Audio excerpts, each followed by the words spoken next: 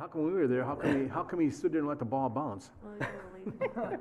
Then he threw it, and then he didn't go nowhere. All awkward. It's like, what? Yeah. This Yeah, year, they that weren't happened. He did quite that on the twice. same game. This year, he's done the second time he's done that. I wish you would have played better when we were there. All right, it's time now for the work session followed by the city council meeting at 7:00. All, let's go to the podium and Mayor Jerry McCallum. I call to order this Grand Haven City Council special work session. It is the 1st of July. Time for the fireworks to start. Linda, would you call the roll, please? Manetza? Here. Ruger? Here. Scott? Here. Fritz? Here. McCallum? Here. We have several. The first one is a report on the airport, the north-south runway question. I don't know, Pat, you want to introduce this at all? Otherwise, I'll just ask Elizabeth to come up. She's already on her way. Enough said. All right. So if you want to give us a little rundown on how we got here and what you found out. Okay, I am Elizabeth Butler. I do economic development at the Grand Haven Chamber, and how we got here, that's more of, we've been talking about the airport and it's the use for this land, and I guess let me just take it, I'll give a little bit of history, okay? In 1944, the city of Grand Haven purchased 281 acres, a 281-acre parcel of land that was using their general fund, and it's now known as the Grand Haven Airport. The total cost was $36,700. The goal was to build the city from a civic, industrial, and recreational standpoint, and eventually have the airport become a self-sustaining municipal function, according to the Grand Haven Tribune. We found an article from November 22nd, 1944. It's kind of hard to see here. This is a slide of our region, and it shows each of the counties there, and it says Ottawa County, and there's about 35,000 employees of manufacturing companies, and just under 600 manufacturing companies in Ottawa County itself. So manufacturing is a big part of our community. Here's another, again, it's kind of hard to read. You never know when you're making these slides what you can be able to read or not. But that big light green section at the bottom, this is Ottawa County payroll by sector, and that big green bottom portion, light green portion at the bottom, that represents manufacturing. So manufacturing is a big part of our community. There is, for every dollar of revenue earned by manufacturer, it supports $1.33 in output from other sectors. This is called a multiplier effect. It's stronger for manufacturers than for contractors or construction, which is about 86 cents on the dollar, or on retailers, which is 66 cents. I want to make it clear, all sectors of our economy are important, including airports, okay? The Chamber began looking at the idea of using some of the airport land for industrial processing this past year. While the airport shared its economic impact in our community, we looked at the other side of the coin to look for a fair comparison. What would the economic impact be to our community if the north-south runway were closed and rezoned as industrial?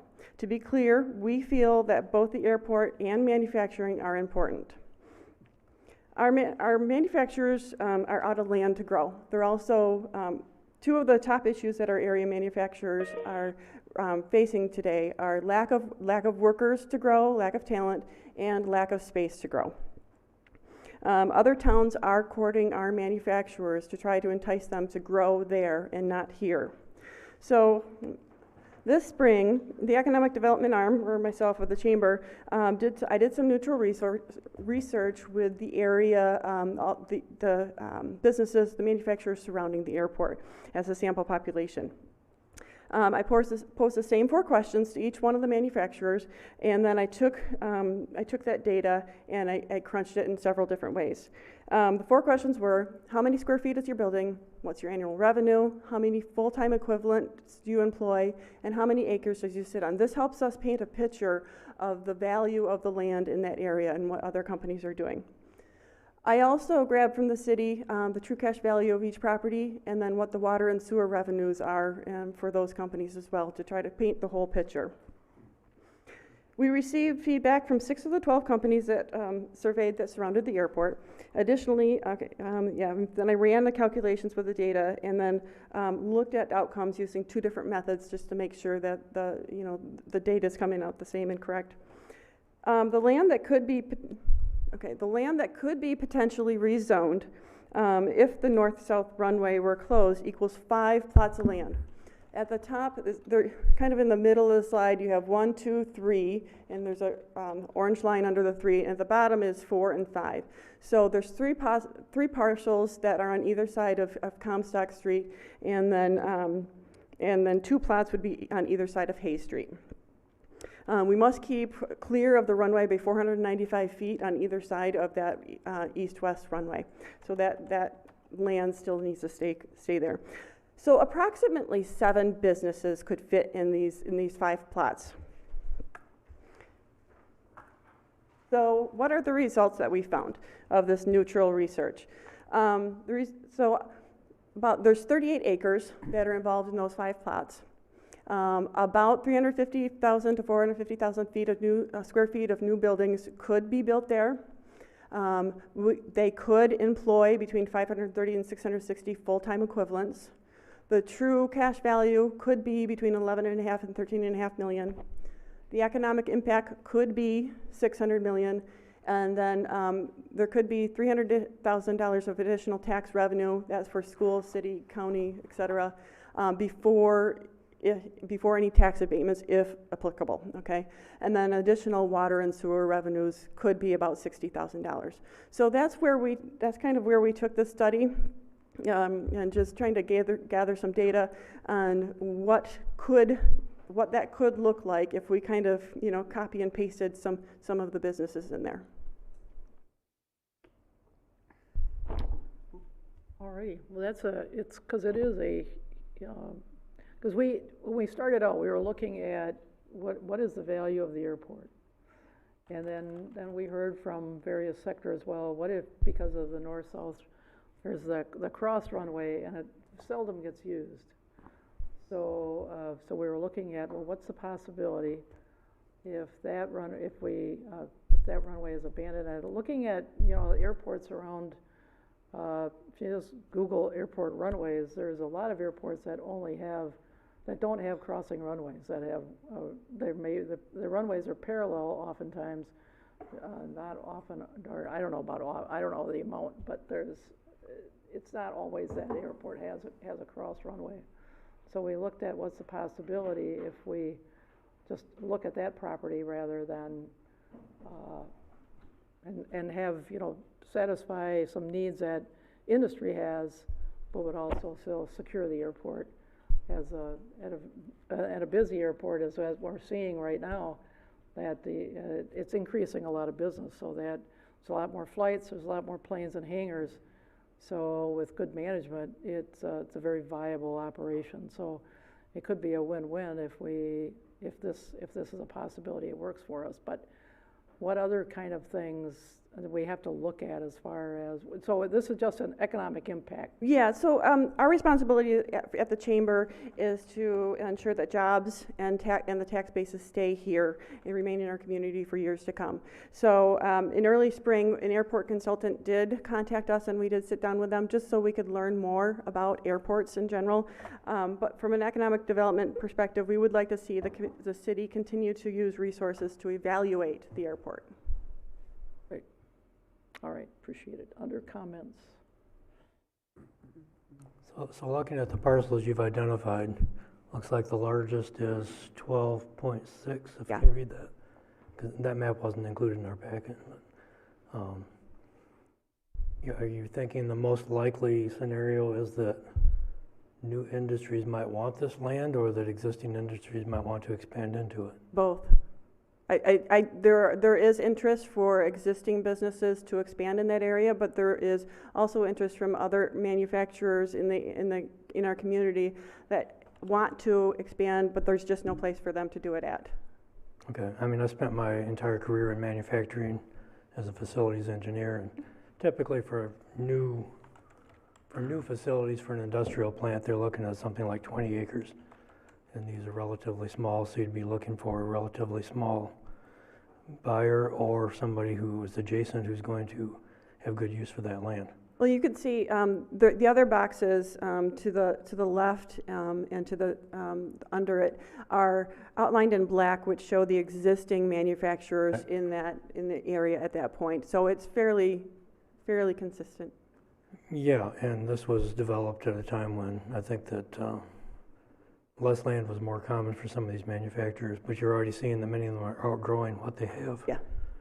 So, I guess I'm a little skeptical that you're going to get a lot of brand new facilities, but I could easily see where someone might be able to expand into it.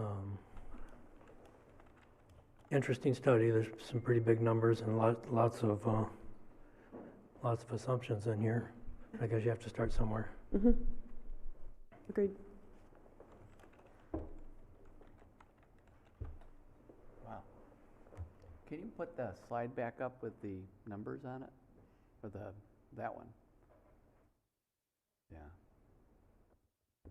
No, thank you for the presentation. And as I've spoken with some of the airport folks and was quoted in the paper by Alex, he had said if there any position that I have had over the last 4 years that has evolved, and one of them has been the airport. Early on in my tenure up here, I looked at the entire 281 acres, is that what it was? 281, yes. Thank you. Didn't know exactly how many acres it was. Looked at from the vantage point that the airport is used by a minority of the population in the city, although a very vocal and contributing portion of the population, but that if the entire property were able to be developed, the economic impact would be significant. And I think these numbers validate that theory for the entire airport. But as I've said, my position has evolved a bit, and if we can find a middle ground kind of compromise, if you will, and I don't know what the legwork is on the other end of this to see how feasible it is to close the north-south runway, but I think this is a very potentially very positive net gain for the community. We keep the airport open, folks can keep flying in and out. I understand the emergency runway portion, or excuse me, the north-south runway is occasionally used for emergency landings. I've been told that the Muskegon Airport is about 10 miles to the north. In the case of an emergency, that's a viable place to land. So I'm thrilled with these numbers. I'd be very curious to learn what's next on the feasibility of actually following through with it. And that's where we would, like to see the city continue to use some resources to evaluate this. Yeah, you bet. So thank you for all the research there. These numbers are very impressive, and like you said, we want to try to keep as much employment here as we can. And if some of the businesses, and I know we've talked about it before, that some of them do want to expand, so. And it's not like we're closing the airport, we're closing one runway, so I don't have, these numbers are pretty impressive, and I think we should look at it very hard, how we want to deal with them, but I think it'd be a positive thing if those companies could expand. So I'm not against seeing if we can eliminate that runway, but I'm definitely not for closing the whole airport, but I'm okay with closing that north-south runway. Oh, thank you. You're talking about a possibility of many manufacturers wanting to move here. Have you actually gone out to other municipalities and inquired about maybe having industrial sites opened up on that order? For the simple fact is, this is just a small little pittance here. City of Grand Haven is pretty much landlocked. We don't have a lot of space to do anymore in that. But if you go out into the townships and the other municipalities around, that we can still keep the industry here, and instead of having to move them into neighboring counties, whatever they might want to go, because I know they are enticing a lot of people right now north of us. I've talked with some friends of mine up there, and they're pretty aggressive. I have to agree with that. They are very aggressive up there, and they are moving pretty hard. So we need to be looking at possibilities of maybe the township's opening up some more industrial spots out there for them. It would be very nice for it if we can do it. We have a lot of different areas that they can get to. I'm sure the numbers here are really good.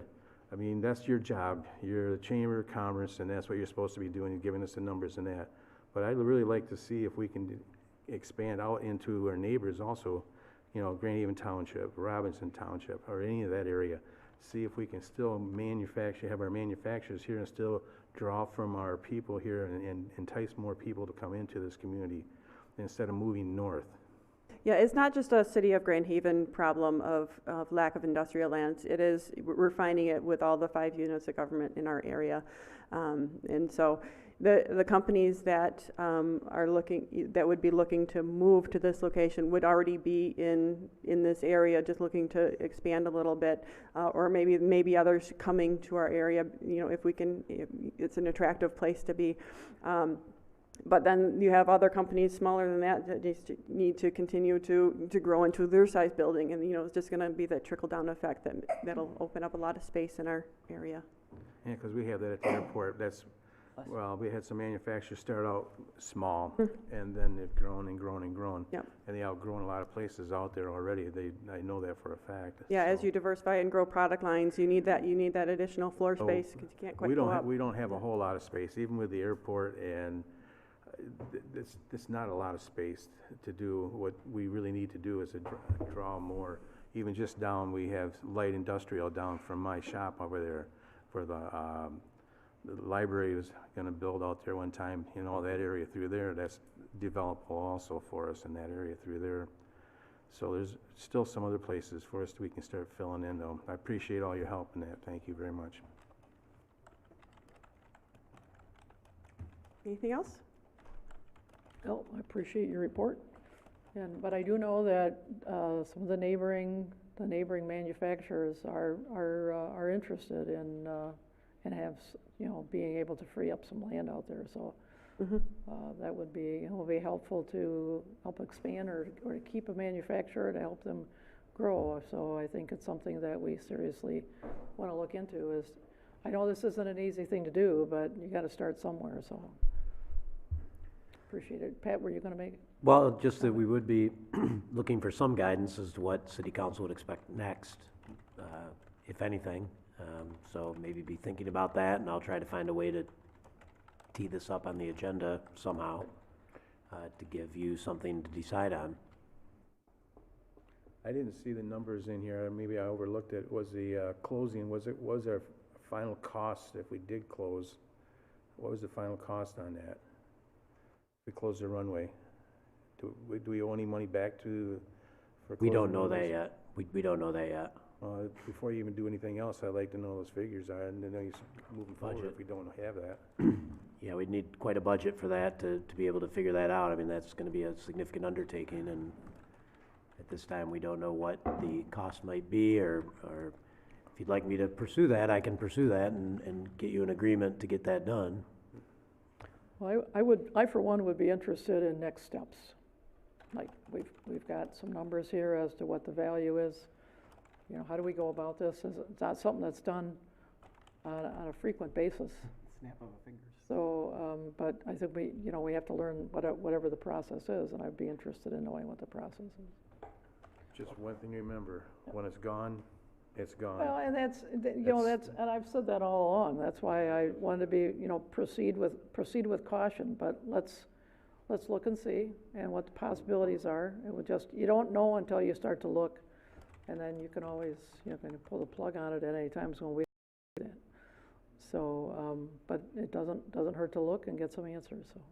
So Pat, in your memo, actually it was the January 31st memo in our packet, you spoke of the $50,000 MEDC study, or $50,000, MEDC was gonna kick in 25 grand, and there's a $50,000 potential study, so we'd have to come up with 25 grand. Is that still what we're looking at as the next step?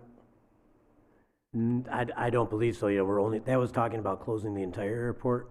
Yeah, I think this came right about the time that the possibility of closing just the north-south runway was floated. So as next steps, there was to have been another study which we would be asked to contribute to. So I guess that, in terms of next steps, is that next step?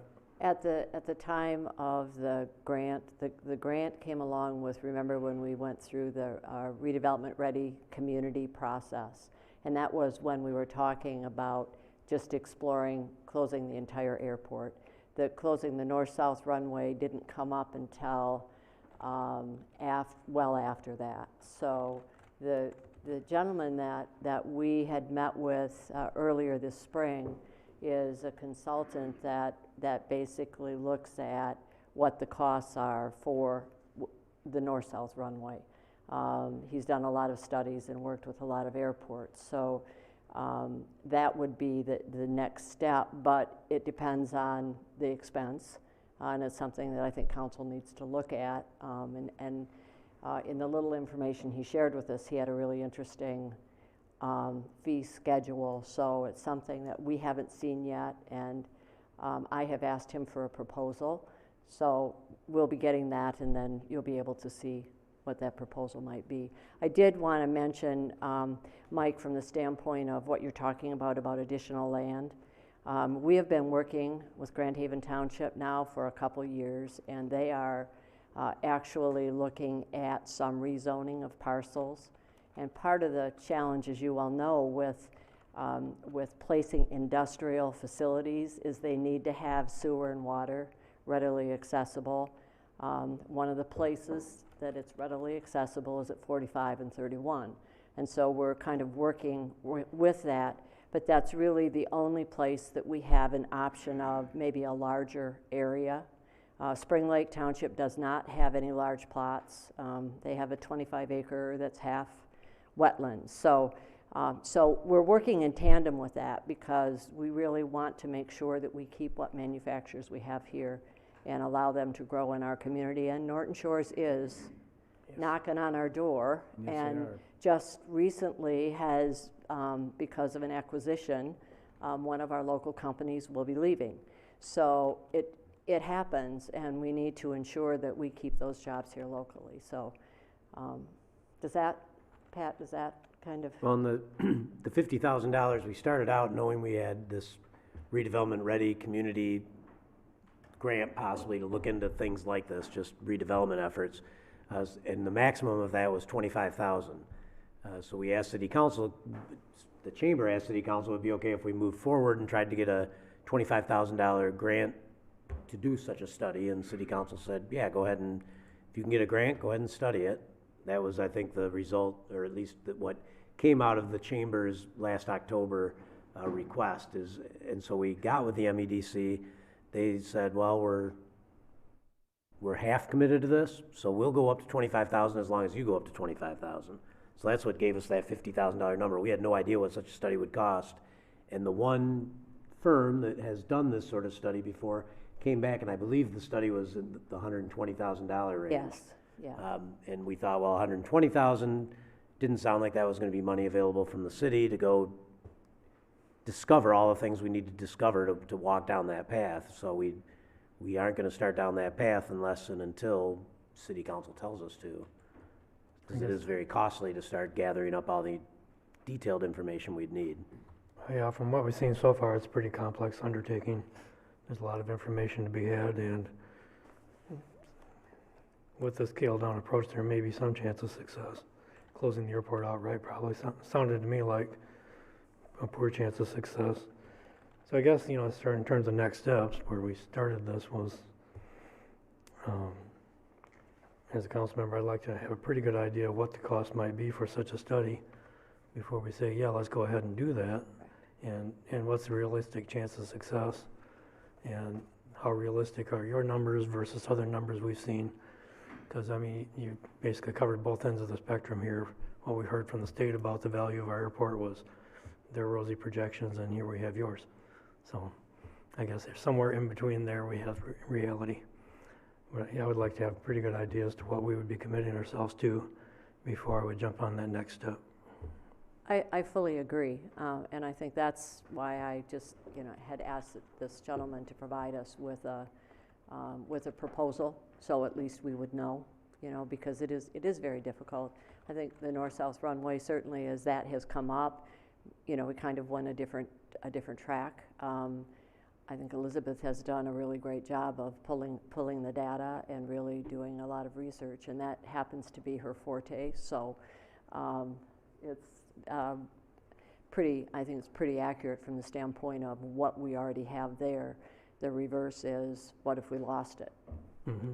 You know, so that's something that I don't think any of us want to see happen. No, absolutely not.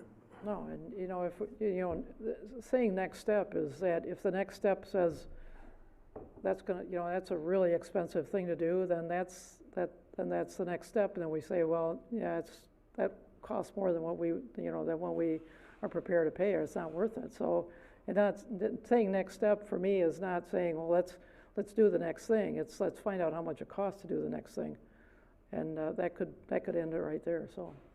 One of the other points that I want to clarify, the 281 acres were what was purchased by the city in 1944. That is not all of the land. That's not, I think it's 160 acres or so that's currently there, because the city back in the 70s and 80s had an opportunity to grow manufacturing.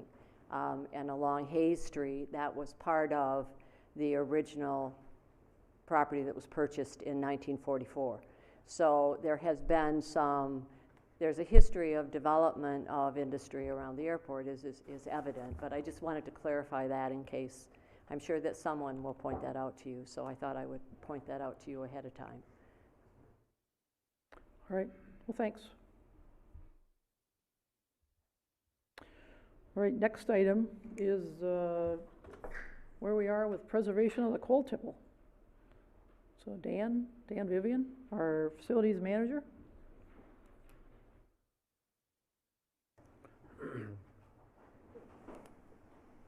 Good evening, Mayor, Council. Just a little brief history on what we've done in the past few years on the coal tipple. Back in the summer of 2015, we teamed up with Avonmarch to kind of do an assessment of what was currently there. There was some spalling of the concrete, some rebar that's exposed to the weather, few structural cracks in the roof. Actually, it's just a seam, it's not a crack. The seam where the roof meets is separated a little bit. So at that point, we decided to try to move forward a little bit with some preservation, some preservation in the lower areas. So we went up to 16 feet around the tipple and broke off all the spalling concrete, put a coating on it to see what it would do, and here we are 4 years later, coming before you to look for some advice to which direction you'd like to go.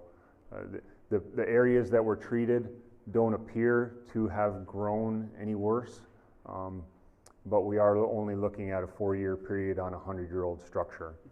So it's a pretty small fraction of a time period for that coating. And I don't know how long the coating will actually last. They don't give you a shelf life on a coating. It's all weather dependent. So that's kind of where we are. Avonmarch, in their report of 2017, November 2017, they kind of recommended that we go ahead and coat all the exposed rebar areas if we wanted to keep those preserved as they are. Chip off the concrete that's spalling. But that's a pretty big project. There's no easy way to access that structure.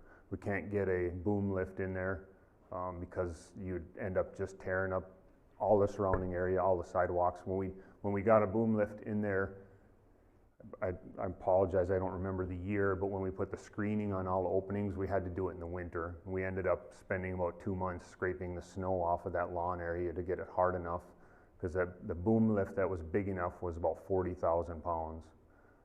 So if we roll that around that space, we're going to crack all the surrounding sidewalks and do a lot more damage to the turf areas. Not that that stuff can't be repaired, but I think doing a scaffolding project would probably be the best, but that's going to be pretty expensive. So that's kind of where we're at. So, what we're looking at is just staff came to me with some definite concerns and recommendation not to follow the Avonmarch recommendation. And I thought, let's go to City Council one last time and make sure this is the direction we want to go in light of the concerns that staff has about damaging the surrounding area, that it's really not perfectly clear that this is the best way to go, and the preservation efforts we make is not gonna make it so we can actually access or get up close to it. You know, we're still probably gonna wanna leave the fence up, because we suspect pieces of concrete will still fall off there going forward, so just kind of a final, you know, and we've got the RFP all ready to go out, if that's what we wanna do. It's dated today, and it can go out tomorrow, and we can get costs. The one time I do believe we got costs, last year, or? No, I did not have those. I was hoping to apologize. I don't have it was just kind of a budgetary number that we were looking for, but don't have that for tonight. At some point between now, you know, since like 2017, did we try to get some estimates at one point, or? Not for complete preservation, Okay. just for demolition. Oh, okay, wow, I didn't know that. What was that number? That was about $20,000 at Oh. the time. I don't think people would appreciate having donated to preserve it. No, We used the money to. That was before the whole preservation effort. That was before we did any work All to right, it. okay. So Dan, when you knock off the stuff that's loose, okay, you Yes. knock that off. Mhm. Because of the pounding and everything that has to do that, are you loosening up more areas that really, you know, Well, are you doing more damage to the rest of it or not? no, I don't think so, because you would Okay, just all knock right. it off with just a hammer, just, you know, Okay, just a all right, little, okay. He's all taking right. a spalling off. just a around small that. hammer, just to knock the loose stuff off. But Okay. I still think you're still gonna have spots where the concrete's gonna spall off. I mean, unless you wanna cover every inch of that building with a hammer, you're not gonna get all the loose concrete. And even if we do the preservation, I would not recommend anybody going in there unless we had some type of fence structure that would catch anything that fell. And in my opinion, I think that, and then maybe look at some preservation efforts. I think a lot of people were understanding that when we were doing that, it was gonna be preservation, you know, not turning it back into being usable and Yes, sir. and I don't think they would be offended by not having to go in it, but at least making sure that it lasts, you know, longer than what it can. And by preserving what we've done already, proved that it has helped, even though it's a short, 4 years is a pretty good, we had some pretty good, especially this vortex we just had, you would know right away.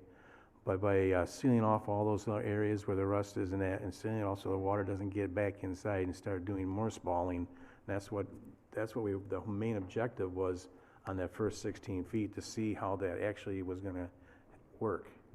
And so far, it didn't get inside, didn't push it back out, they worked up to that point. Even with the polar vortex, I mean, when we had that this past winter, it was like super, super cold. If we would've had anything else, it would've really exploded if you had any kind of water, moisture in those areas. I understand how it works. It works on the same thing with cars, what they were using on it, the material and that. And what it does, it stops the rust and seals it, and it's ready to go, so. That way we'll still have our coal tip. Well, if we can extend that thing it's 100 years old now, I can't believe we can't make it last at least another 50. I mean, by doing that, sure, stuff is gonna fall off, concrete does deteriorate over time, but the way that it was constructed, it's like a vault. It's unbelievable. I think if you did nothing today, it's gonna last another 100 years. It will last a long time, but if we do something Much to it now, concrete it in would that. actually, if we do something now, a little bit to it, it would extend it even better. Sure. And it wouldn't have all the extra, we go around and do it. And I think if we have a grassroots effort of somebody if wants to, if we do it right, if you have to use scaffolding, I'm sure we can dig hard and find somebody that would definitely help us with the scaffolding. Okay. And tell them what we wanna do. I'm in favor of continuing along what we promised the people that we were gonna do, so. And that's what their objective was when they had the fundraisers, and I'm sure if we go back out there and say, hit some people up and see what they look like, I'm willing to even take a little effort myself. I know a lot of people I can talk to. So, it's worth something. I mean, that's, my word, when I told people we're doing this is my word, and that's what I'm gonna stick to it, and I'm gonna follow through, so that's what we have to do. Very good. I'd like to also say, I think we should continue with whatever preservation efforts we can. Certainly releasing this RFP should happen, so we can get an accurate figure on what that cost would be. I Okay. think a lot of your spalling is the result of exposed re-rod, Moisture follows the rerod into the concrete, it rusts, it swells, it breaks concrete. It will continue to do that as long as the rerod's exposed. The rest of the surface may flake and spall somewhat, but the real damage is being done by this exposed rerod. If you were to cut off some of the excess rerod that's sticking out and serving no purpose and seal up where it enters the concrete, I think you'd do a lot of preservation there. But you gotta get to it, obviously, and if you're not willing to get to it with the vehicle, then scaffold makes sense, and we just need to know what that costs. Okay. But if we do nothing, I think eventually we'll have nothing but a big heap of concrete laying there. It will, at some point, be too far gone to even preserve. Correct. If we don't act prudently and timely on that, then we'll pass that point and it won't be worth it.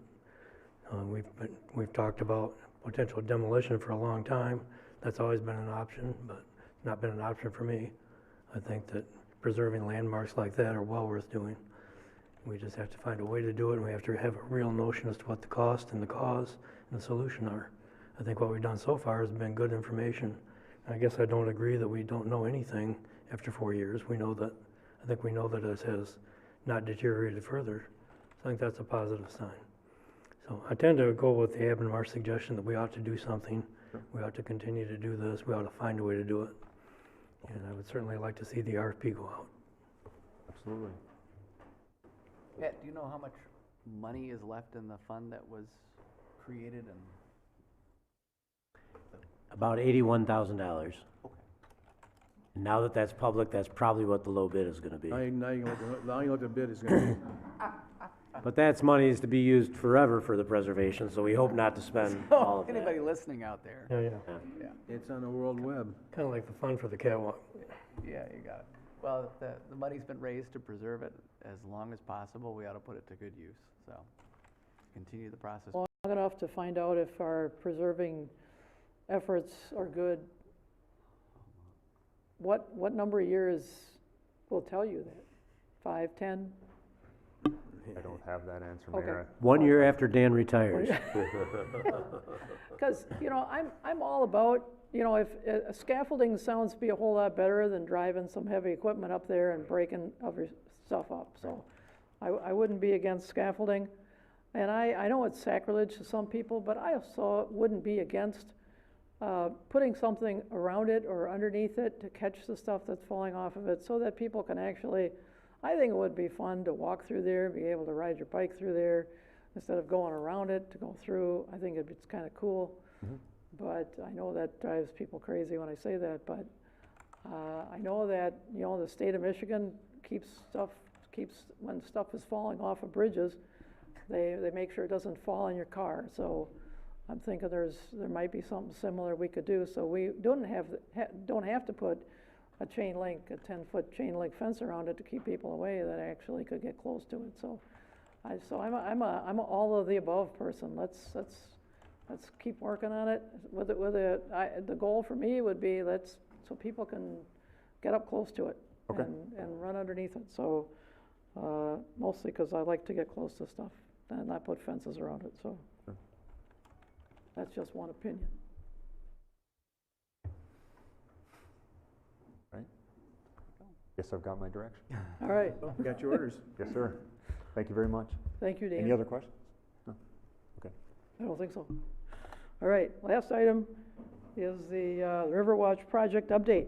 So here comes Derek, and he's got some people in tow that's gonna. Good evening, Your Honor. Derek Gatis, Public Works Director.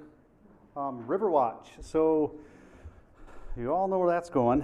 Downtown, kept you in the loop as far as plans and the scope of that. Pat's kept you informed about the grant and how that's moving forward. We've gotten engineering plans about 90% complete at this point. There's some minor tweaks and changes as the original preliminary ideology was laid out at first. So getting the details, some of them do change. So I want to give you an update on some of that. We'll talk about the plaza area, stairwell, retaining wall, and our picnic tables that will be along the river, and then where the ADA path is going to be laying, and then power distribution for the vendors for the Coast Guard. We're getting close to that, finalizing all the details of those, some street lighting, and then the fence that's going to encompass or replace that's down by 1 South Harbor. So, so here's the plaza area. We were able to get rid of the raised platform elevation that was in the middle. Verify that there was enough room to keep the concrete level and ADA compliant. That I can, yeah, that area was, yeah, right there. Good job, Pat. You get that Thank one. you. Okay, get that. There you go. So this area here, right above the dumpster, is we all flat. So it was really nice, just 3-bench layout on both sides. There's lots of gathering, public viewing, all in there. One of the other big changes was the stairwell. We had a switchback stairwell was originally proposed. To kind of, we got into the design. The engineers did. They found the retaining wall itself and some poured concrete wasn't going to marry up very well, and we were going to lose some areas right in front. We go all the way to the current sidewalk of Harbor Drive. So we found out that just a straight staircase actually worked better. So they positioned that right there. And then the other thing was the wall, the retaining wall on this side towards 1 South Harbor actually is the design or use of that block that we spec'd is has to have a curvature to it. The angles that we originally were proposing or were thought of don't work with the material. So so we're at a 90-degree angle right there, and then a nice curve, and then some ADA compliant issues right out of the building into the sidewalk on Harbor Drive. Going to be a small little curb, if you will, that'll help with that transition there.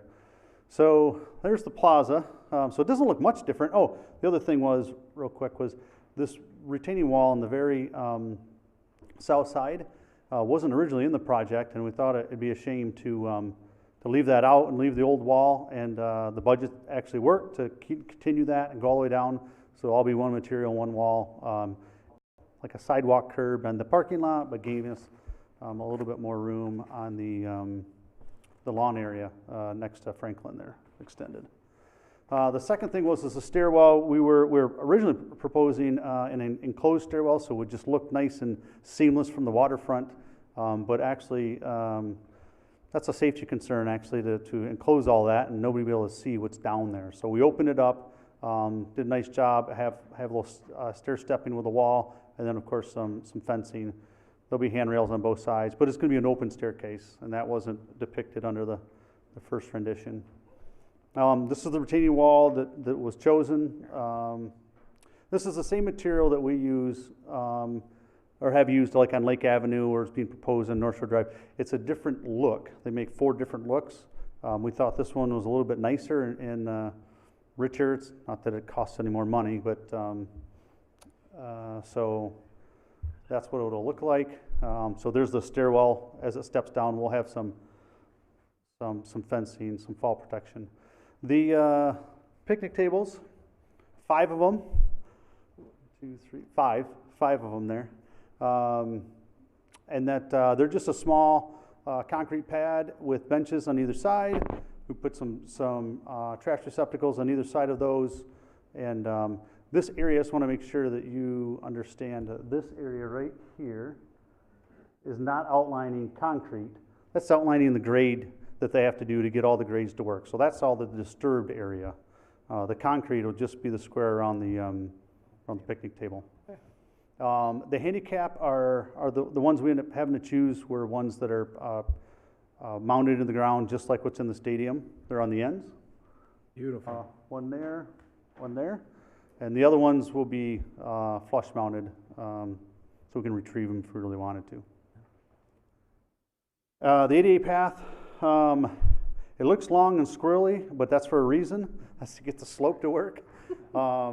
So, you know, the one to the south is just long, but the one to the north, as it goes back and forth down the hill, they needed the length to make our ADA compliancy. So, and then the lines on either side of that is just the grading lines that they'll be impacting. So, You can call that meandering. Meandering, yes. So we're meandering. One other thing here that I'd like to point out too is the The handicap currently is located closest to Franklin. There's 2 spots with a van accessible spot. We're going to move that down and place it right at that circle. We'll, is that my timer, Pat? Am I done? No, you're good. Okay. Dang it. 15 minutes. So yeah, so there'll be some parking changes there. So the vendor power is going to go along that same area there. We're going to group them in individual boxes so each one can be used by each vendor. We've communicated and worked with the Coast Guard. So there'll be individual outlet boxes just like we have in the stadium.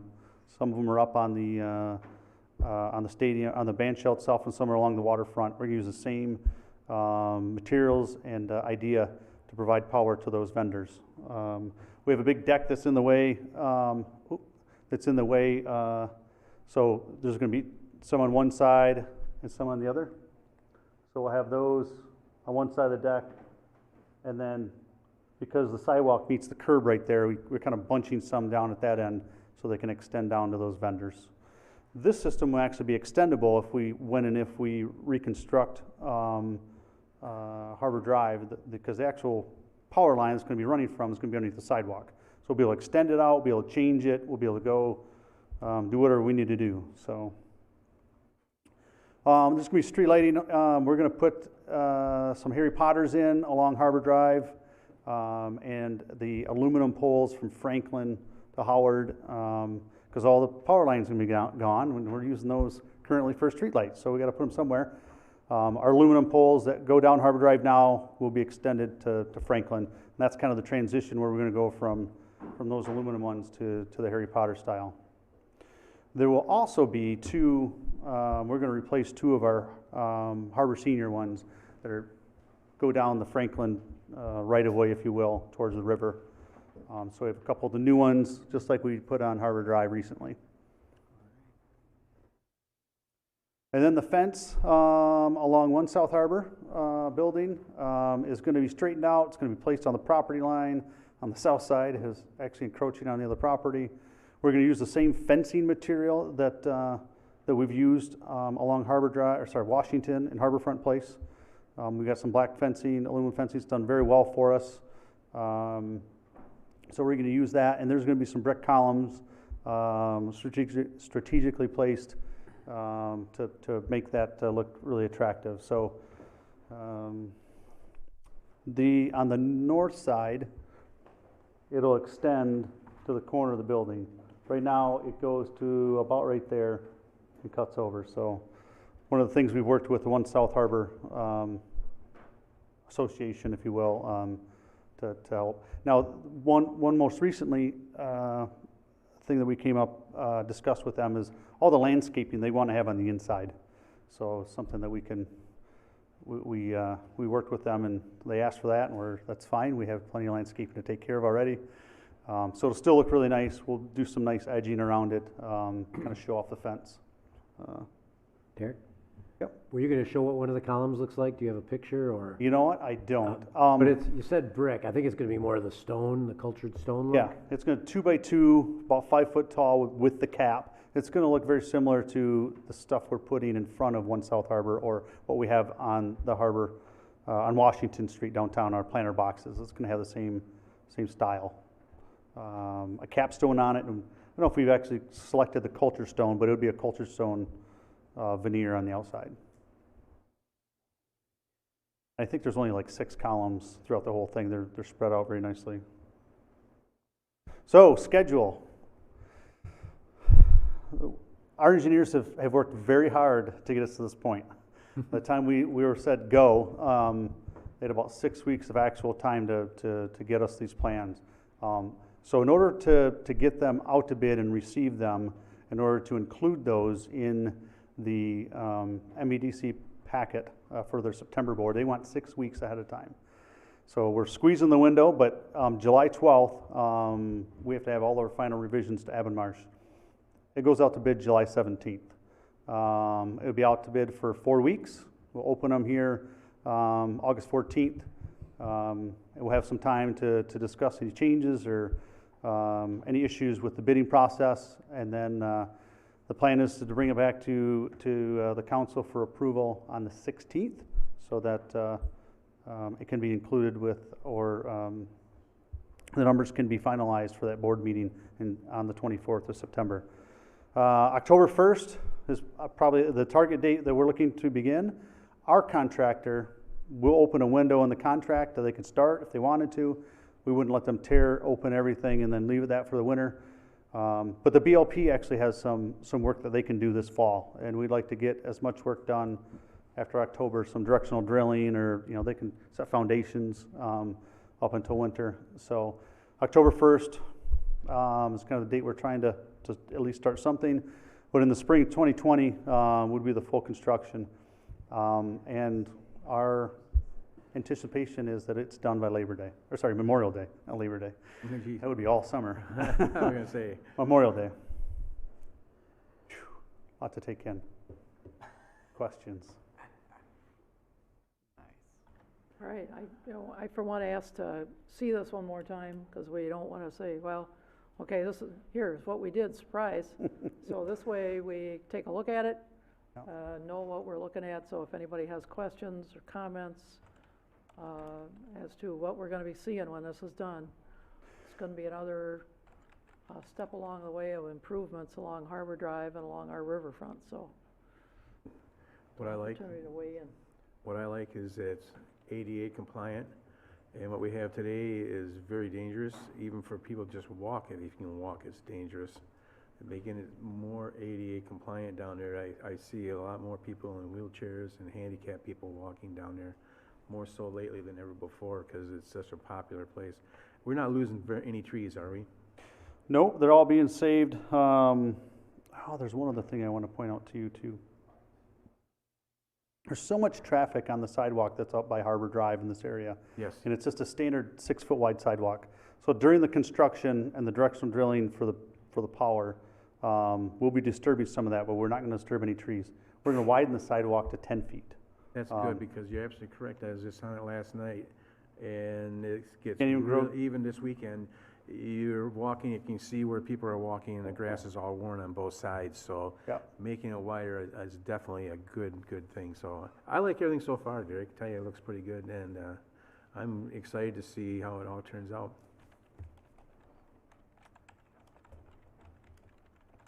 The one thing I want to point out here, that was a sidewalk. Another thing real quick was on the plaza. So like we met with One South Harbor last week, Tuesday I think it was, and they had some changes that might work better long term, landscaping and stuff in this area right here. Oh yeah. And so for the public right there. So like I just got a revision late this afternoon. I couldn't get it in the slide. So I mean there might be some still tweaks. Again, 90% complete, not 100. But now's the time. If there was anything that someone didn't like or thought of would work better, is the time to speak. So, got a week or so. The picnic tables, are they going to have? They're the same. They're Victor Stanley's. Yep. Are they going to have you could put an umbrella on them if you brought your own, or? They will be drilled. They'll be just like the ones in the stadium. So they'll have holes in the top for an umbrella, and they actually have holes drilled throughout the whole top, so it drains. It's not a solid piece of steel. So identical to the stadium. Okay. Very good. I like those. Because the ones I saw out in the plaza this weekend looked really nice. Yep. So is that something that they come with, or say you can bring your own if you're planning on picnicking down there, or? No, they don't come with them. Okay. Those are additional. We bought some for the opening in the stadium last year. Okay. That's what you see down there this year. Cool. So BYO umbrella. Yes. Yep. I had advocated for some permanent in-place umbrellas for the skin cancer folks among us, but I appreciate the compromise of drilling those or having them drilled, so I guess somebody can BYO umbrella. It's a bit of a mouthful, but. We've put the umbrellas out this last weekend up by the stadium, and we'll see how that goes. They get closed during at night or when they're not being used. Then if someone wants to use them, they can unvelcro them and crank them up, and then we'll just each night have our waterfront staff go down before they leave at 8 o'clock and crank them down and put the Velcro back on. So we'll have a little test before And I think these umbrellas probably cost 50 or 60 bucks each, not even that. They weren't super expensive. I And people really enjoyed them. People were sitting there Or we all can get weekend. advertisement forms for like Bells or something like that. They want to have advertising, we could charge them, Taco Bell? if they want. Hobie Bell? Bell's Brewery. Oh, Bell's I was Brewery. thinking about breweries, whatever, but anyways, you can always sell them for advertising, help pay for it, put it in a fund. yeah, Culver's. we'll accept whatever. Temptations. Yeah. Whatever. Temptations, sounds interesting. Grand Armory. You mentioned that none of the trees were being removed. Is that the exception being the giant blue spruces across from? Well, yes, sorry, Okay. those. Oh, wow. ones- Good catch. Yes. Just for those, yeah. The ones that we want to remove, those 5 are gonna be gone. They're actually, I think there's one tree on the one South Harbor, by the deck, in the plaza area, right. It would be, I think there's one like right here that's leaving. It's a smaller ornamental. Joey is heartbroken, but, says she can live. Hey, trees grow. I think the concern about the umbrellas was that we didn't want another big canopy or a large Right. obstructive object. And the umbrellas aren't that big and they are movable, so I think that's a good move and a good alternative. I don't think any of us wanted to see the gazebo come back or to see any large permanent structure there. So the umbrellas are fine. I think that's a good move. I think overall the plan looks good. Hopefully we won't have any unpleasant surprises when we open bids. Yes. Not that ever that's- happens. That's a detrimental. Yeah, well, dewatering was not one thing that we originally anticipated, but groundwater's pouring up to this parking lot, so it's gonna be for sure to get that foundation for that wall secure, so. Yep. You were talking up on Harbor Drive. Go ahead. No, down in that parking lot. I don't know if you've seen it, I've been down there. yeah. Well, there's a lot of water around. Yeah. I'm sure you've noticed. We have. Okay, any other questions? Thank you, Derek. All right, Right, great timing, Derek. good timing. Yeah, Right on time. that's awesome. So we close our work session, and in 2 minutes, we will open our council meeting. So if you gotta go somewhere, do it quick. Thank you, Mike.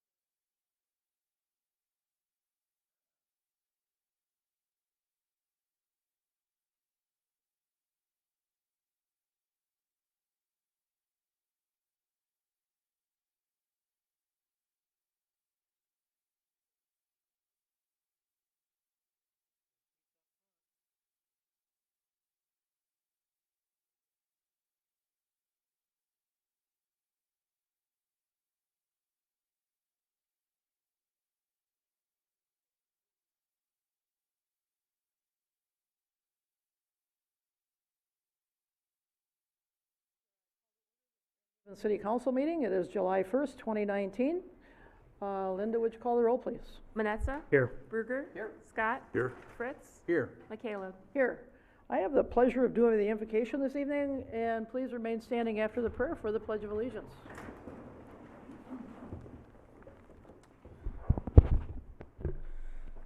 Lord, we come to you tonight, thankful hearts, and ask a blessing on this meeting and on our community. We just thank you for the safety on our streets and on our waterways as we face another busy summer. Be with our police and other officials for a safe and a happy 4th as it's coming up this weekend. We ask for wisdom on this meeting and understanding. We appreciate all the citizens coming out to voice their concerns and their interest in our city council meeting. And we just ask a blessing on this meeting and ask that we all come together in unity and come to good conclusions in the agenda items that we face this evening. And we pray all these things in Jesus' name. Amen. Amen. I pledge allegiance to the flag Of the United States of America, and to the republic for which it stands, one nation, under God, indivisible, with liberty and justice for all.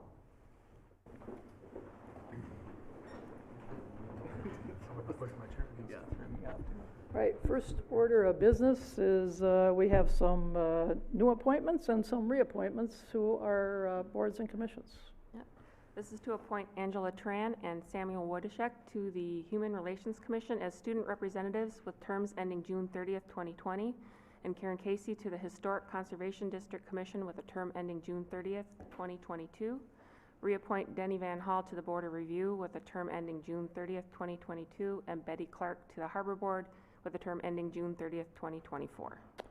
Okay, is there a motion to make these appointments and reappointments? So moved. I'll second them. It's been moved and seconded. Comments or questions on any of these candidates? If not, we will go ahead and vote. Manetza? Yes. Bruger? Yes. Scott? Yes. Fritz? Yes. McCaleb? Yes. And our new appointments are here to be sworn in, and our reappointments have already been sworn in, so they just go by a voice vote.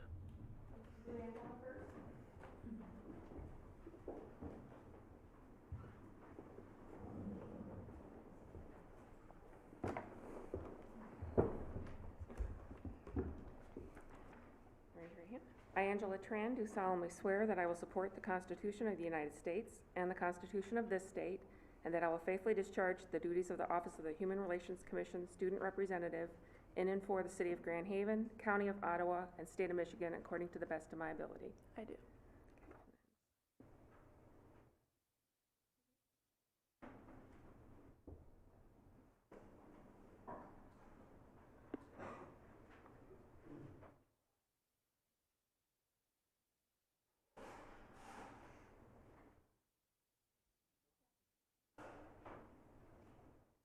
And Samuel.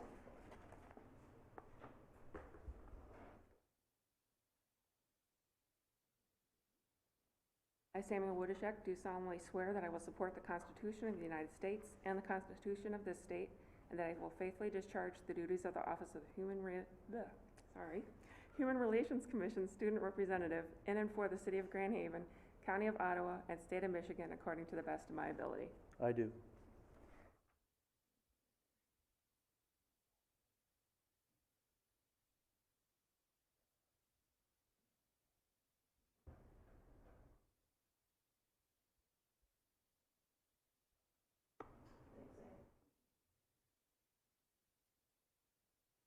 And Karen. Last but not One more, least. Pat. One more. Okay. Think you know the drill? I, Karen Casey, do solemnly swear that I will support the Constitution of the United States and the Constitution of this state, and that I will faithfully discharge the duties of the Office of the Historic Conservation District Commission in and for the City of Grand Haven, County of Ottawa, and State of Michigan according to the best of my ability. I do.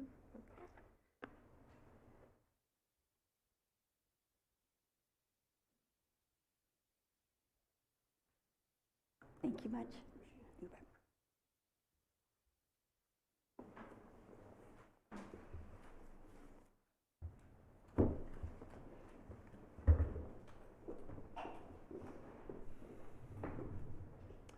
it's always a pleasure to swear in new members, especially from our high school, as to serve on their Human Relations Commission.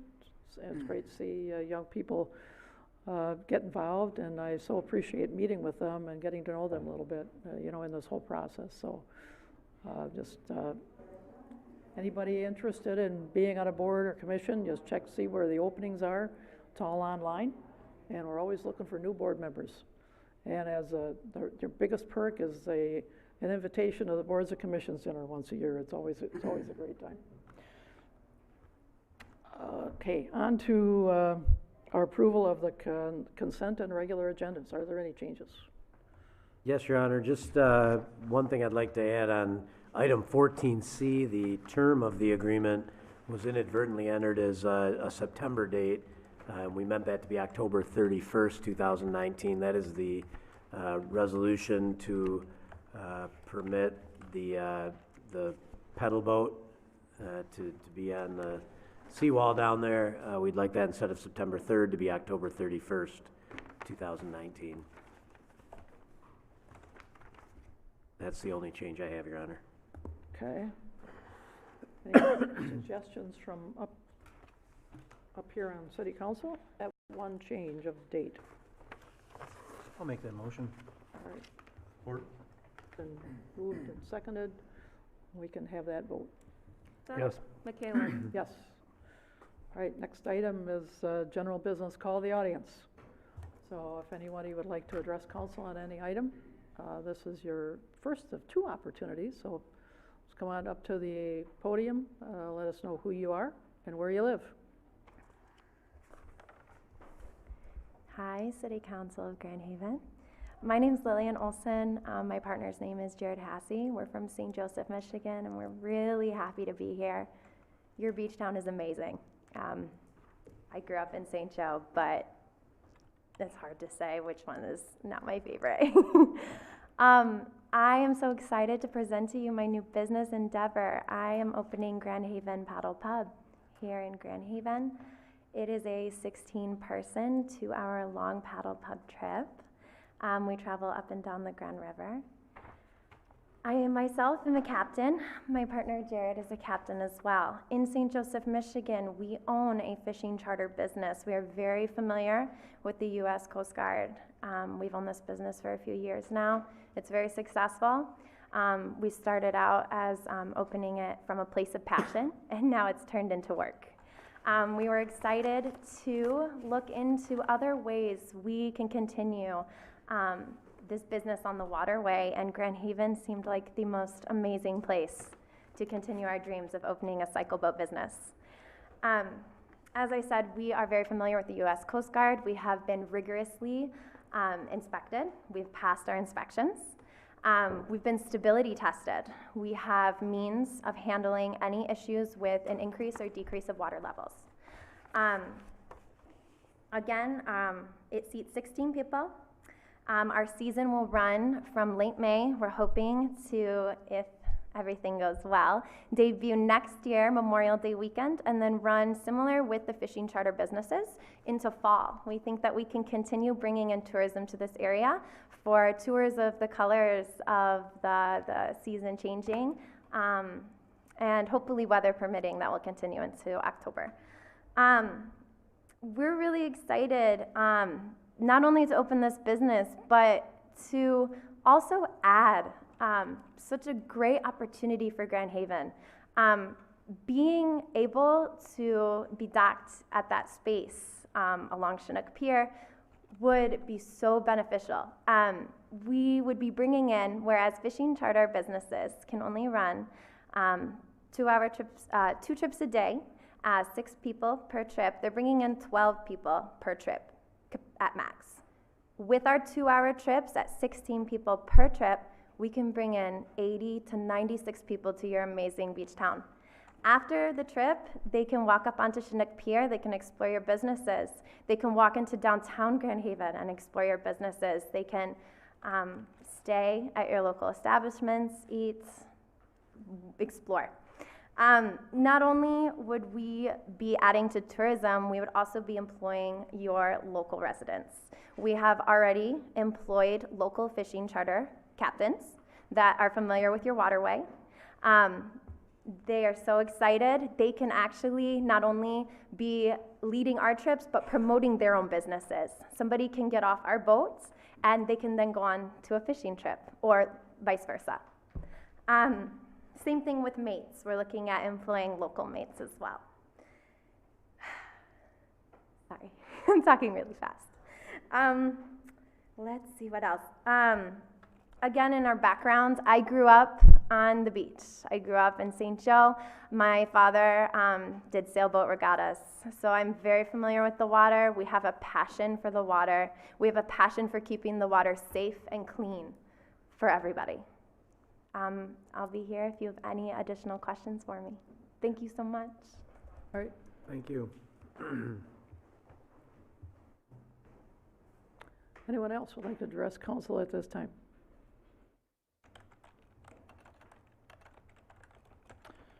If not, we will move forward to our consent agenda.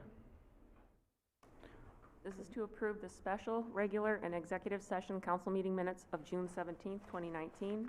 Approve the bills memo in the amount of $781,910.46. Accept a local grant from the Loudet Foundation in the amount of $5,000 for gap funding assistance with the home repair grant program, and authorize the mayor and city clerk to execute the necessary documents.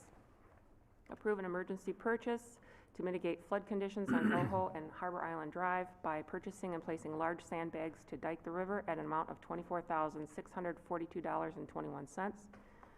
Approve an airport fixed-base operator agreement with E2 Technologies to oversee the operation of a fixed-base operation at the Grand Haven Memorial Airport, and authorize the mayor and city clerk to execute the necessary documents. And that was the last one. All righty. Is there a motion to accept these on the consent agenda? I'll make that motion. I'll second it. Okay. Comments or questions on any of these items? Yeah, I'd like to say, since we've been going with E2 Technologies for our fixed base operator, I have seen such a tremendous use at our airport that has been, what a turnaround. So I'm glad to see that they're back again, want to do it again. I appreciate all their hard work out there, and keep up whatever they're doing. Just keep doing the same thing, because it's working very well. So thank you. That's what I want to say. Right, no, I agree. I think, just to mention, Earl, since Earl took over the airport, when he took over, there was 24 planes on the airport. Today, there's almost 55, more than double. They're selling 20 times more fuel, 23,500 gallons in this fiscal year. So, in last fiscal year, otherwise, today's the first day of the other fiscal year, but anyways, what an improvement. We make 60 cents a gallon on fuel, even average 60 cents a gallon on fuel. So we have seen more revenue, more planes, more activities at the airport than we ever had. In 3 years' time, he's just turned that airport around, and I just want to thank him for that. And for me, one comment, item D, and I understand from a straw poll that there's unanimous support for this already, but I'm going to be voting no on this consent agenda because of item D. In particular, I'm concerned with the concept of an emergency purchase being utilized in this context. The road's been flooded for about 60 days, and 4th of July is coming up, and I think we could have done something other than call this an emergency. To me, an emergency is a tree fell on a power line. We're down to our last plow, something along those lines. So I'll be voting no. But the rest of the items I do wholeheartedly approve of, so thanks. Well, that leads to the question, it will be done by 4th of July, right, Pat? As far Correct, as, yeah, they're working on it right now. okay. Yeah, I was gonna comment that I walked down there and saw them working, they're well underway. They have, got it pretty well barricaded on both sides of the road with those gigantic sandbags, and they had the water pumped out and exposed the enormous holes in the pavement where the pavement basically collapsed under all the flooding. So I think it's all a good thing to do, and I'd also like to comment on that, you know, what constitutes an emergency is somewhat subject to interpretation, but I was contacted by a constituent who was concerned about having to ride his bicycle up and down the ramp to the bridge because he couldn't take the access road around anymore. It was full of water and holes in the pavement. And so I see you've got cones, which I think is a great thing. I assume it was to help people get up and down that embankment. And also it's getting this restored and usable. I think it's an important thing to do and to do in a timely manner. I don't know the entire evolution of why we came up with the sandbags, but it looks like a practical solution. And it sounds like we had to figure something out quickly. So I, for one, was quite encouraged to see this staff take this initiative and that we would proceed with it. Where we find $25,000, well, that's always something, but we always seem to manage to find the money when we really need it. So I don't have an issue with this particular item, but I guess I would comment that if there's, probably then vote yes or no based on that. I'd just like to add to that, Bob. I have to agree that it isn't better than riding your bikes on the highway. When you get the traffic flow that we have on the highway, if we have just one accident or one death, the $24,000 is a cheap investment for us. So I think this is best by far a smarter thing for us to do and have instead of somebody getting hurt. And it's what we need to do. Well, and I think the longer, my thinking on this is these roads have been underwater for now quite some time. And the longer they're underwater, the worse the damage is going to be because the substructure, the saturation of everything underneath that asphalt has got to be taking a toll. So I'm in support of getting this done. Besides, with the 4th of July weekend, it's going to be a lot more people coming through town, and we need all the access to whatever street surface that we have. So hope everybody can get together and get it all done. So. Derek Gates, Public Works Director. So we did get them in, and they're installed. As Councilmember Mendoza reported, they are. The road is dry. I walked across it this afternoon, and we're drying up, working with Halls. They're actually the low spot for that area, so all the water is going to flood off the road and drain into their parking lot. And so as the sandbags were strategically placed to allow the whole area to be dried. However, it's going to be a challenge, even though we have 2 foot of water up against a 3-foot sandbag. Yes. Groundwater is literally coming up through the cracks. Sure. So it's dry today. They're working on it, trying to firm it up. Some asphalt repairs are going to be happening on Wednesday. So understand your concern, Councilmember Ruger, but we've been either waiting for the water levels to recede. They've been predicting they're going up. Do we spend money on something that in 2 weeks might go away? It's not going away, and we had done a lot of research and came up with this product. We actually looked at some other products that the state had used up in Whitehall and Montague, which was double to 3 times the cost, and actually wouldn't even physically work there on Harbor Island Drive. Need a much bigger footprint that we would have had to place in the road instead of on the side of the road. So we've been working on it. We've been researching it and trying to figure out, what would work best. And a lot of those answers are, we haven't had to deal with it in forever. So I apologize for that, but we've been working in the background, and this was, as public safety had talked about, a key area to get traffic out of town. And having that was going to cause a lot of nightmares. So. Thanks, Derek. You did a good job with that. I think it's something that needed to be done, and I don't have a problem with it either. Like you said, hopefully the water would go down, the river go down, the water go down, but that didn't happen this year. So, yeah. And to spend the money without knowing if it's going to or not, it's kind of hard to do. So it's kind of a last minute thing, but you had enough planning to go ahead and get it done right. So I don't have a problem with it. Yeah, and I think you came up with the right solution, no doubt about that, and it needed to be done. It was just the time frame that I'm concerned about, or that I was raising the issue with. You mentioned, I think, Coho Drive to the west of 31, and that's a pretty big flooded area with some probably sizable potholes in there based on me driving through. Yeah. Have we looked into any similar solutions to that? Well, that's not nearly as high, not nearly as deep. And on Coho Drive, we actually been placing sand and plastic to try to hold back 12 to 18 inches of water there. So all of this, while it's underwater, the water will still seep. So it'll be a constant pumping throughout the summer or until the water recedes or until we give up and close it for a period of time, but yeah, Harbor Island Drive there was critical. Those potholes are the size of cars, so. They were big. Yeah, because I heard a weather forecaster about 3-4 weeks ago saying, oh, the weather patterns are changing. All this rain through the Midwest is going to stop. It's going to go somewhere else, and we all know that he was wrong. So it just kept coming, and I'm not sure it's done yet. So it's going to take a long time for this amount of water to go away. So, yeah.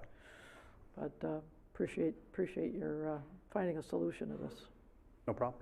Now you gotta find a way to get the 6 inches of water out of the boat dock, the boat launch parking lot. Yeah, that ain't gonna work. A lot of That might be a hashtags lot about harder that to this do. weekend, so we'll leave them there. Yeah, we could sandbag that off. The problem is the boaters wouldn't be able to They launch wouldn't be able either, to boat so. Little challenge there. All right. So I think we're ready to vote. Scott? Yes? Fritz? Yes. Manetza? Yes. Bruger? No? McCaleb? Yes. And, all right, we have several public hearings on our agenda this evening, so we were going to go to number 1. I'll open the second public hearing to gather citizen input regarding section 17.5-6 of the Code of Ordinances of the City of Grand Haven to include additional groundwater use restricted zones in subsections 3 and 4. So I was going to say, is there anybody here to address that? And absolutely there is. There is. I'm here to address that. My name is Dan DeWitt. I'm an environmental attorney with Warner Norcross and Judd in Grand Rapids, and I represent Dake Corporation here in town.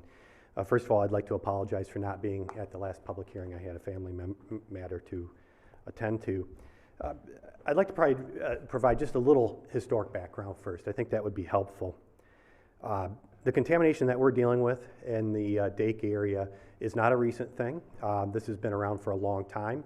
We believe it happened in the 1950s and 1960s when, frankly, people just didn't know any better. These are two solvents, trichloroethylene and perchloroethylene, that we're talking about that broken down to vinyl chloride. And unfortunately, back in the day, people thought you could just, when you're done cleaning a part or a paintbrush or something with your little pail stuff and it got too dirty, you'd go out the back door, you'd dump it on the ground, and the idea was it would just float off into space and it would be fine. Unfortunately, we know that's absolutely not the case, and therefore we have groundwater contamination that we're dealing with. Even rocket scientists did this back in the day. Cape Canaveral is contaminated with the very same solvents that we have here at Dake from about the same time period. They didn't know any better as well. But the people at Dake today are part of the solution. They're not part of the problem. Again, this happened a long time ago. We're not trying to get away with anything here. We're trying to fix the situation and deal with a less than ideal situation. Over the past 20 years, we've taken several hundred groundwater samples. We know exactly where that contamination is and what it's doing. We've installed 2 separate groundwater treatment systems to help address the plume, and they've made a big difference. But the problem is there's no way for us to get all the way down to real clean, real quick. It just takes time. The technology just isn't there. But we've done a lot, really, that you can do that makes practical sense. And so far it's done a pretty good job. The other thing that we're dealing with, I want to remind people, we're not just dealing with our contamination. We've got at least 2 other sources of contamination in our plume that we've discovered that we are dealing with, and that has very much complicated our situation and made it more expensive for us, but we've taken that on. Those people, those owners, we either can't find them or they have disappeared, but we're going to deal with it, and it's part of our area and our plume. Where are we at right now? We're at what we call the institutional control part of the cleanup. It's taken us some time to get here. What we do first is we do the field work. We go out in the field, we make sure everybody's safe, we do our cleanup systems, we do our monitoring, we see what's going on. That's done. Now we're at the institutional control section of the cleanup, and that's where we put legal controls in place to make sure that people are protected over the long run. So this is kind of where we tie it up with a little bow and get it done. And it often takes a long time to get there, and this situation's no different, but here we are today. This institutional control is very important. There's really only two ways to do this. We're required by law, by the way, to do this. We have to have a legal control in place. We can do an ordinance like this, handle all the properties at once, similar to the zoning ordinance, which doesn't typically have that much of an impact on property, or we can do restrictive covenants in everybody's deed records in the area, and that's typically not favored by homeowners and property owners and things like that. When they go to sell, it's in the deed records, and it just doesn't look positive and good, and so usually this is the better way to go. This institutional control is very important at this time. I know at the last public hearing there was some discussion about can we just monitor in the future, can we just keep an eye on this? But really from a practical point of view, there's no good way and reliable way for us to ensure human health protection by monitoring over the long run. The area is too big to monitor. We've got about 90 properties affected, and we would have to monitor probably for decades. The drinking water standard's 2 parts per billion. That's a very low number. It's going to take us a while to get there. The groundwater is very dynamic. It's moving, and a well that's clean today can be contaminated tomorrow. So you have to sample a lot to make sure nothing's going on. New wells could be installed, if not next week, maybe next year, 5 years from now, 10 years from now. That's very hard to keep a track of, and you can't prohibit it unless you have an ordinance in place. And then, of course, homes can change ownership, and new people come in and they don't know what's going on, and there's nothing there to protect them. This helps protect new owners. Another thing that people tend to forget about is once the groundwater is drawn from deep to shallow, which was one of our main concerns here, there's no way for us to put that genie back in the bottle. Once it's shallow, it's there, and we've got a new problem, and there's no way for me or for Dake to push that groundwater back down. So that's something else we're trying to avoid here. Most of the properties in Dake's requested zone, they don't have wells. They just use city water for everything, the majority by far. But we've certainly listened to the property owners who have wells, and we understand that they're concerned about the costs associated with making the transition back to city water. I've discussed this with Dake, and we've got a few things that we propose to do. There are 4 parts to this. You've heard 2 of them before, 2 of them are new. First, Dake will pay the full cost of plugging and abandoning each existing well. Okay, so we'll handle that. We'll coordinate it, we'll pay the whole price, plugged, abandoned according to law. Second, we're going to pay the full cost of connecting irrigation systems that are in place, outdoor spigots and that sort of thing, to the plumbing system at the house. So we're really going to leave these people in a situation where they're connected fully to the city water, including their irrigation system. Third now, and this is new, we didn't talk about this at the last public hearing, we're going to purchase for each home that has a well in our area a reduction meter. That's something that the city of Grand Haven offers. That's a meter we'll purchase, we'll install at our expense, and what that does is that measures the water that's used for irrigation at the property, and then that subtracts it from the water bill, which results in a pretty big reduction in savings because the water bill, I'm sorry, not the whole water bill, the sewer portion of the water bill, that's a big savings because your sewer portion is twice as much as your water use portion. So that I think will be very helpful, will help really reduce the cost to people. And then fourth, we're going to go ahead and we're going to make a one-time money payment in our area. And that money payment can be used to help defray the cost of water bills going forward. They can spend it on whatever they want, buy something nice. But we've taken a look at that, and we're going to pay for a small city lot.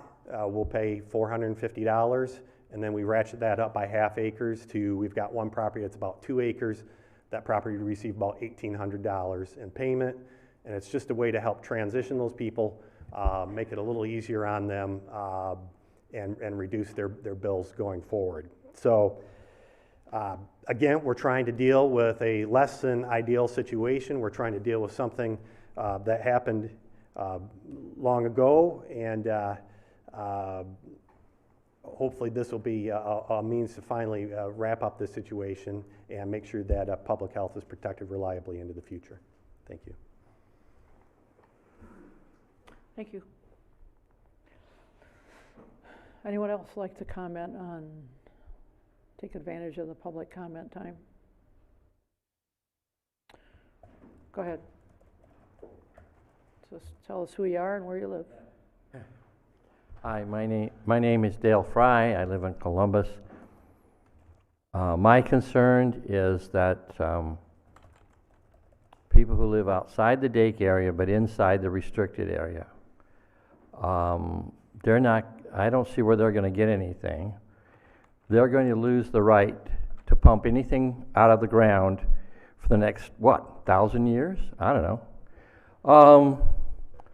So that makes their land less, it doesn't take a lot of value from them, but it takes value from them.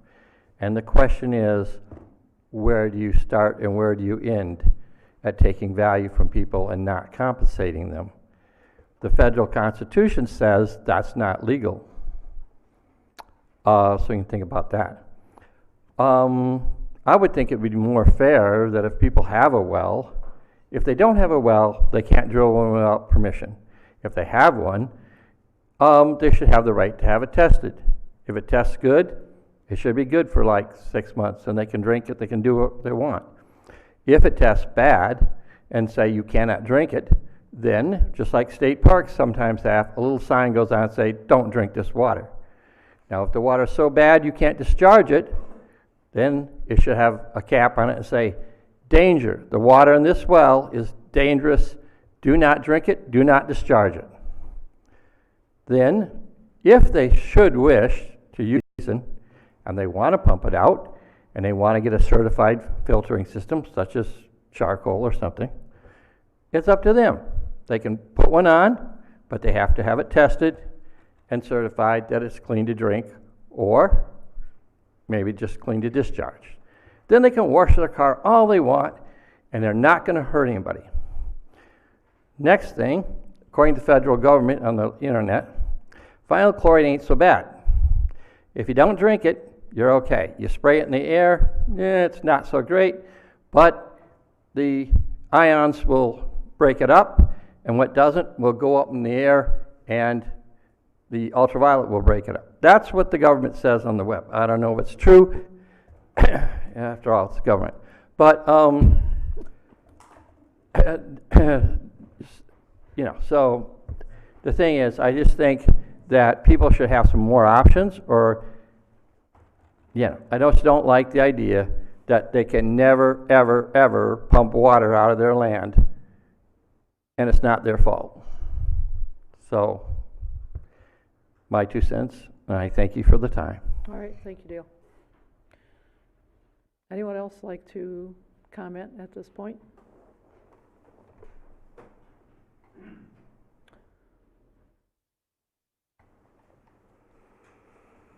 Hi, my name is Bill Farrell. I'm a toxicologist with the Michigan Department of Health and Human Services.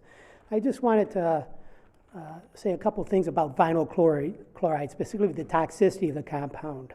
Vinyl chloride is a known human carcinogen.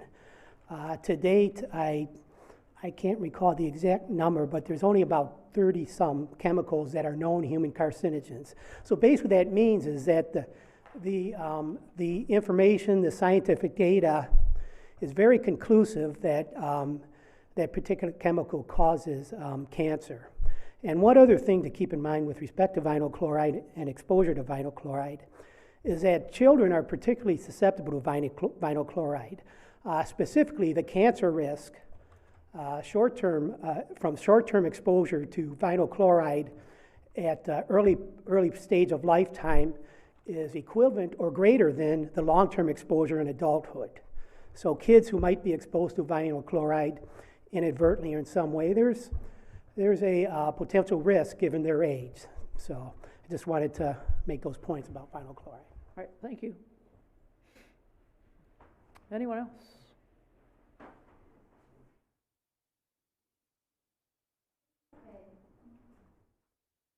Nancy Johnson from Eagle.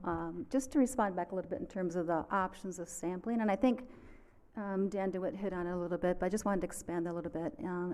The issue that we have is that we want to make sure that whatever institution control, as Dan indicated, is placed on the property is reliable.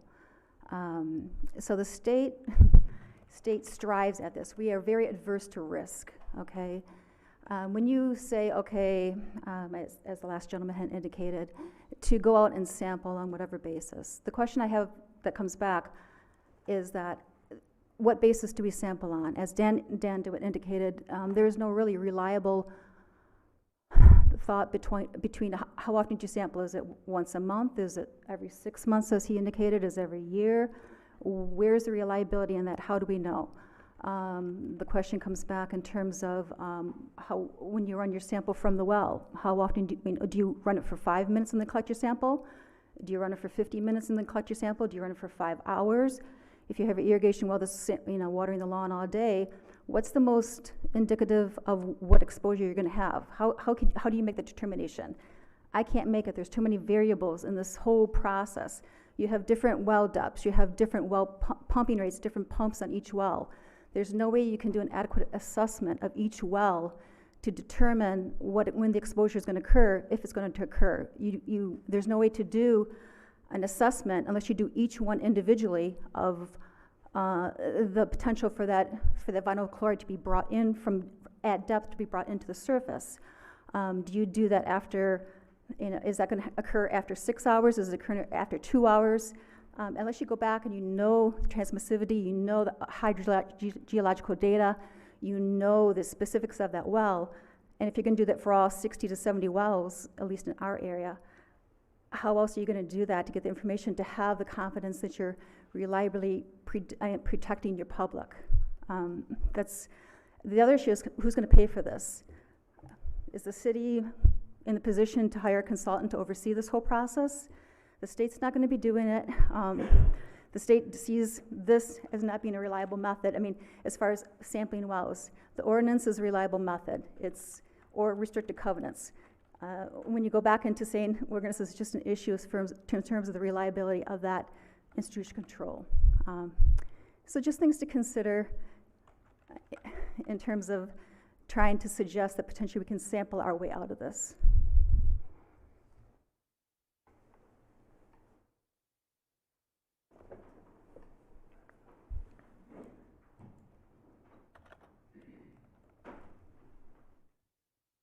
Hi, David Teisman, 1226 Terrell. My comments are concerning the Dake Plume, not the Ottawa Steel site.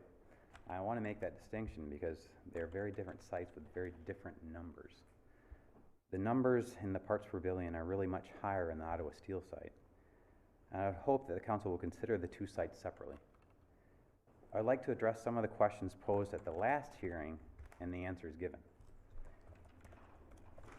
Steve Klupp asked about the financial burden of being. The question was really regarding not the initial burden of switching over, but the burden of paying for city water for irrigation in perpetuity. Mr. Klupp and others have been using a resource on their land to water their land. Perhaps an old-fashioned notion, but a right that has existed for generations. I wonder about the possible legal action in the future regarding this financial burden. Since Dake may be the primary cause of this right being taken away and the ongoing financial burden. But with the city's adoption of this proposal, do they now shield themselves, that is Dake, as the city becomes the proximate cause for any future litigation regarding the wells? Teresa Gardner and Mark Verbokamos asked about shallow groundwater. While admitting that vinyl chloride has not been detected in significant numbers to cause any current. This is a quote from the answers given that were published. An important reason for the requested restricted zones is to ensure that current or future groundwater wells do not draw this deeper contamination up into the shallow groundwater where it could leak or vaporize into people's homes. End quote. And another quote that states it more directly, therefore, although shallow groundwater is not generally contaminated today, it could be contaminated in the future, end quote. So, while we have no evidence over the years we've been testing that this is happening, we're still going to cite it as a reason for the zones. Ben Gaith, I'm sorry, I don't know how to say his last name, asked about exposure limits. His answer was that OSHA sets the permissible exposure limit as 1 part per million, measured in the air, averaged over an 8-hour work shift. The folks answering his question are then quick to point out that these standards are not designed to protect people from environmental exposures. They do not then go on to cite what the exposure limits would be or even what governing body to turn to find out. So let's take the OSHA number as at least instructive. These are workers presumably in a closed environment with a permissible exposure of 1 part per million, which would be the equivalent of 1,000 parts per billion. Let me say that again. These workers, presumably in a closed environment with a permissible exposure of 1 part per million, which would be the equivalent of 1,000 parts per billion. I submit that this whole airborne aspect of the argument to close these wells is a red herring. David Teisman, that's me, asked about the significant reduction in vinyl chloride in the Dake plume over time, citing a drop from 490 parts per billion in a well in the center of the Dake plume tested in 1997 to a mere 26 parts per billion tested in 2018, an 81% drop. During all this time of known relatively much higher levels, why did the city do nothing? And more to the point, now that the levels in the Dake plume are at so low a rate and will presumably keep going down, why are they doing something now? The answer given is, quote, concentrations are still above applicable cleanup criteria and screening levels and will likely remain so for decades. I quickly note here that cleanup is not really being considered. In fact, a cleanup location of air sparging was abandoned in trade for a new development. And decades, the numbers in the Dake site are down very considerably across the board. My own numbers bear this out. I have a note here to show my sheet. Could this be displayed? Yep.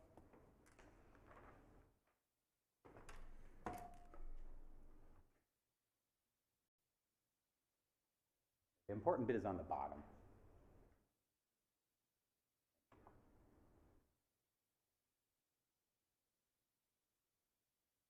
All right, so actually, the important bit is on the bottom, but we need the dates on the top to make those numbers mean anything.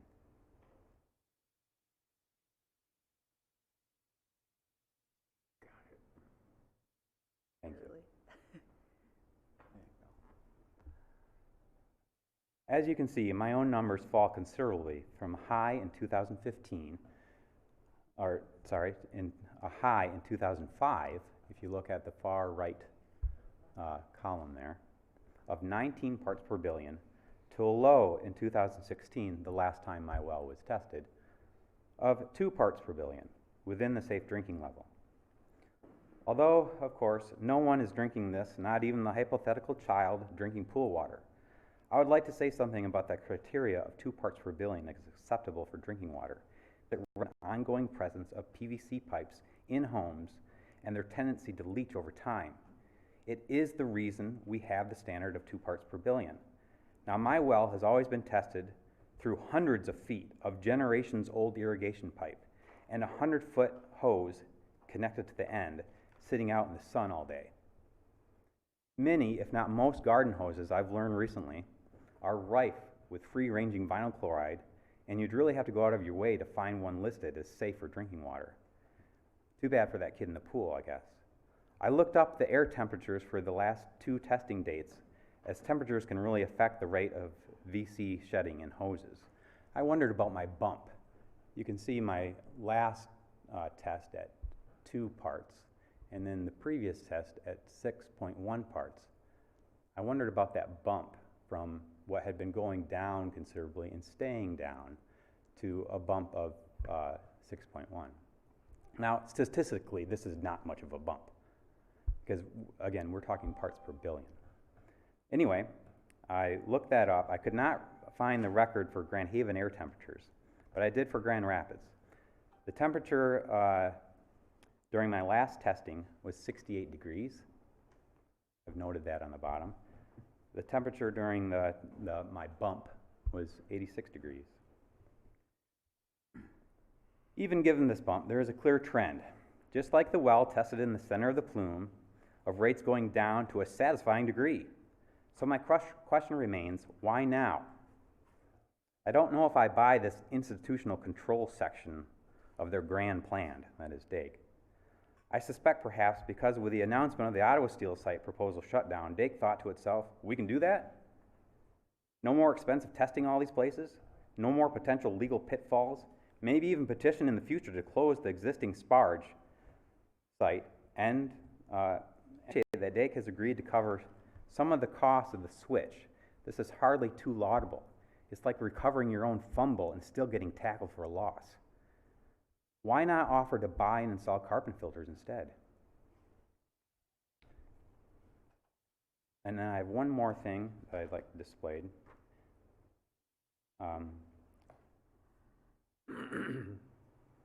This was given by a neighbor of mine.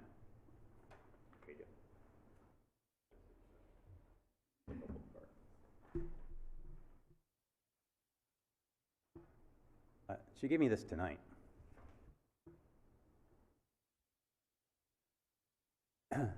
Oh, and I will also note that her last test, and she is also in the DAKE plume, her last test was in 2014 and was 4.8 parts per billion. Anyway, they also sent her this. In 2002, the MDEQ analyzed potential exposures associated with irrigation wells in a much larger area of vinyl chloride contamination located to the north of Grand Haven, starting near Taylor Avenue. We all know what this is talking about. In its analysis, MDEQ considered possible exposure to vinyl chloride from using a groundwater well to fill a pool and/or from irrigating a lawn. MDEQ concluded that well water contaminated concentrations below the following levels were safe. And then you can see the numbers there. I submit to you that most of the numbers in the DAKE plume are below this. My own numbers are well below this. In fact, my numbers recently, as I showed on my last sheet, are safe to drink. That's all I have. Thank you. All right, thank you. Anyone else?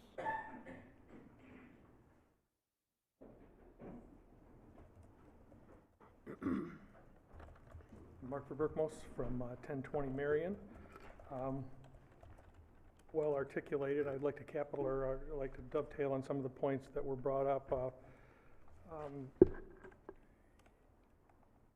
Did some research on vinyl chloride. If anybody's ever scanned the web for vinyl chloride, it's pretty easy to find information on it. I thought what was interesting about some of the information I found, the half-life in the atmosphere of vinyl chloride is give or take 18 hours. So that means if it's volatilized to the air, it's gone in 18 hours. It's dissipated based on its breakdown, its natural breakdown. There's some other interesting things in here about vinyl chloride in the new cars. There's probably more vinyl chloride in the inside of a new car than there is actually in the atmosphere. And drinking water may contain vinyl chloride releases from contact with polyvinyl pipes, which was already alluded to. I guess what I'm struggling with is the idea, first of all, I want to commend the staff that found all of the stuff in the packet tonight. I don't know where in the heck they found all that history, but that is amazing, all the history that they were able to provide based on the questions and all the things that have come up over the years. What's interesting is it's been going on a very, very long time. What I found interesting is based on its history and the numbers that we're seeing in some of the vinyl chloride numbers, the state by admission says it's not in the upper portion of the plume, but yet they're saying they want a restriction on the wells that exist in the upper portion of the plume. So if you look at the history, the 30 to 40 years or more that this has gone on, and you look at the numbers, the actual numbers that the state submitted, going back through those, and I don't have details because it wasn't identified. They basically have a a shallow well, an intermediate well, and deep well testing that they did. Only thing that's qualified is their deep well testing. Their deep well, as far as depth, there are no shallow or intermediate depths that were provided. But what's interesting is the depth of the deep well testing ranges anywhere from 26.9 feet to 38.4 feet. And I would argue that most shallow wells run anywhere from 15 to 20 feet, sometimes 25. So when you look at the history that we've had and we look at the numbers in the shallow, in the intermediate, we are going to stir this plume up, to me, doesn't make a whole lot of sense. If you look at things such as something called, everybody know what that is? I've got a quick couple pictures here.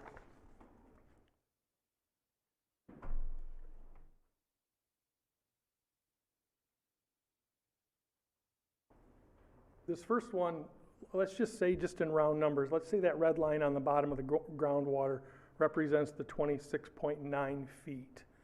A typical home well, if it's above that, pulls water in and it creates a cone. It actually goes downward. It's a hydraulic gradient that gets created, and the water from above that runs in and it makes up the difference while that well is running.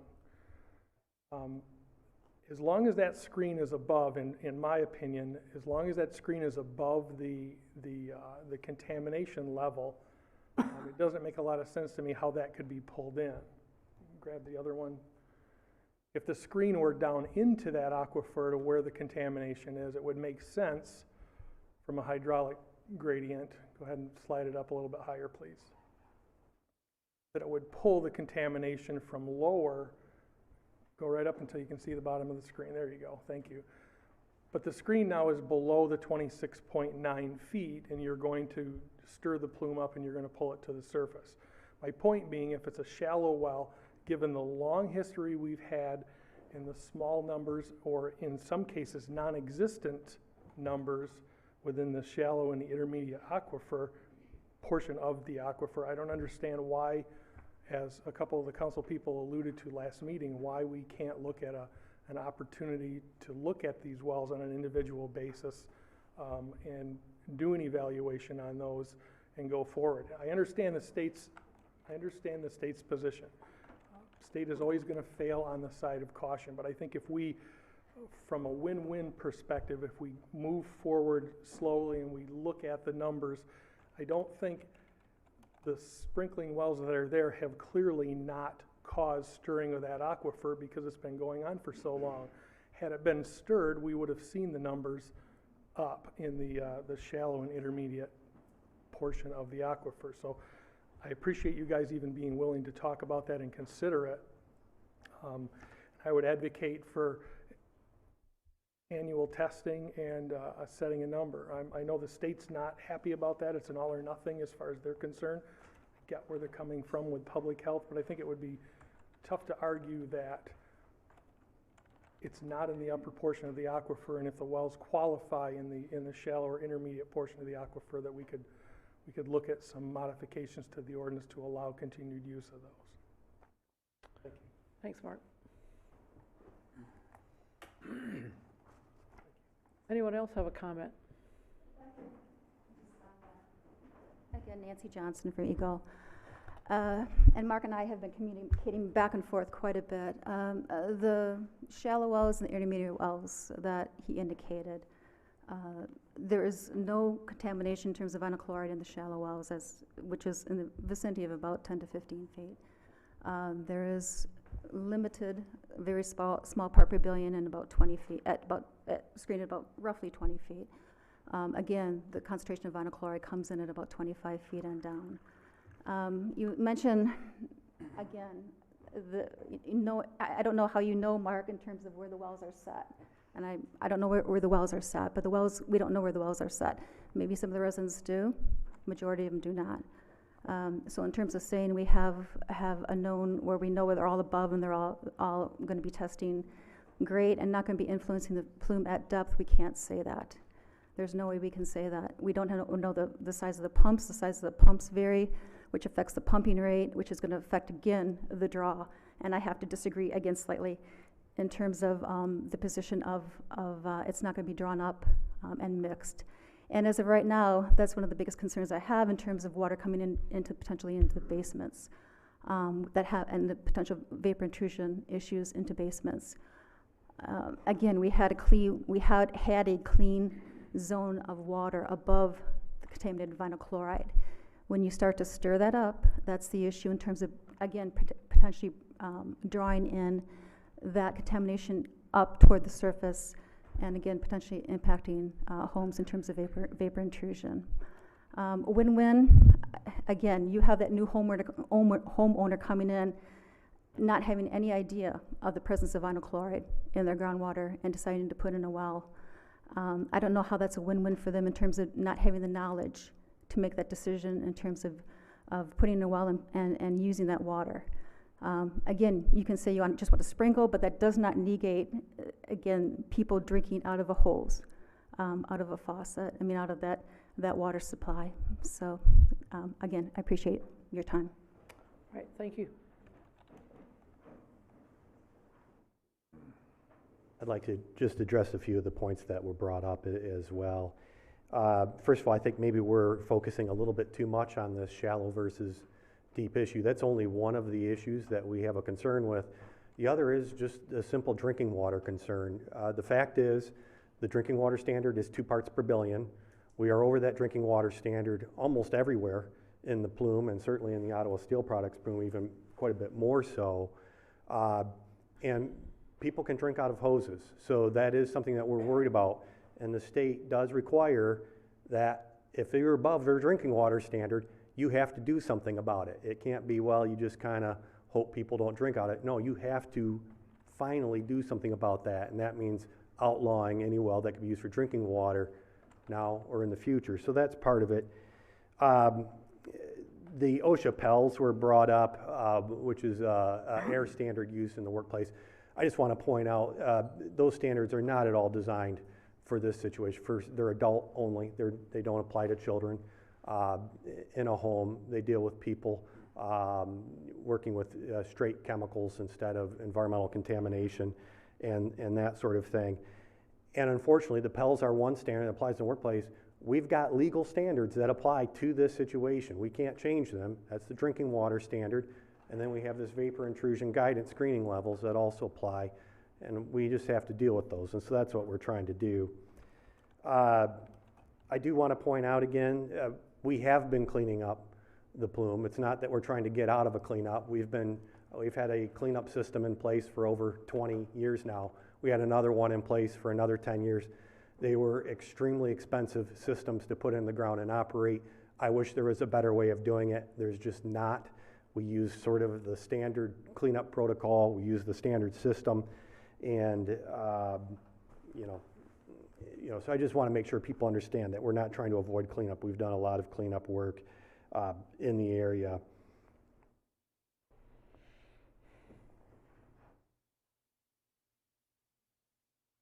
The last thing I do want to point out is that a lot of the irrigation wells that we have been sampling, including the gentleman who spoke, those are above the drinking water standard. It's not like we're just occasionally getting a hit on these things every now and again. It's just, most of the irrigation wells that we are dealing with do have vinyl chloride in them, so it's another reason why we'd like to get rid of those wells and just make sure that the pot doesn't get stirred, or however Nancy puts it. So thanks. All right, thank you. Any other comments? If not, we will close the public hearing. Whoop. A quickie. I think you should consider too, this idea of vinyl chloride in the basement is probably not very strong, because if your basement doesn't have good ventilation, you're likely to get sick from black mold, radium, and other stuff that's not good for you. So you really should have a reasonable ventilation in your basement, and yeah, we're talking a few parts per billion. How much is going to go through the concrete walls?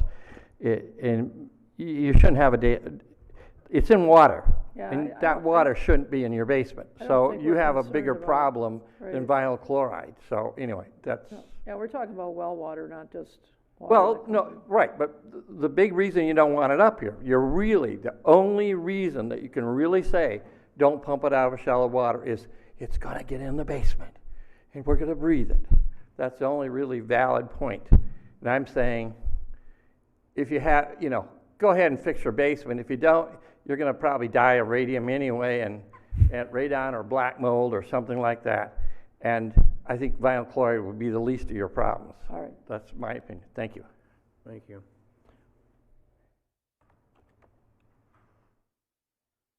All right, at this point, we will close the public hearing and ask Linda to read the resolution. This is to approve an introductory resolution to amend section 17.5-6 of the Code of Ordinances of the City of Grand Haven to include additional groundwater use restricted zones subsections 3 and 4. Okay, is there a motion? So moved. Second. Been moved and seconded. Okay, now at this point, council can deliberate on what we've read and what we've heard. So who wants to start?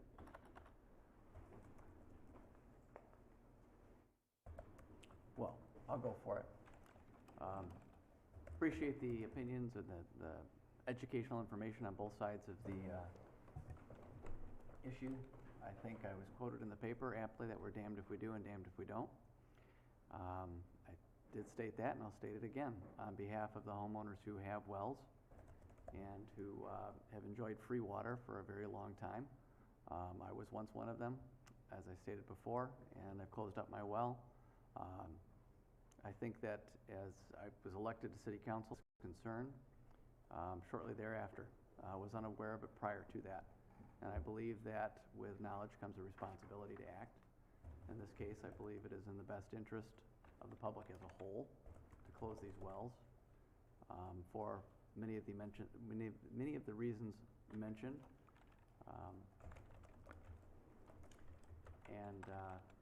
Again, it's difficult to do.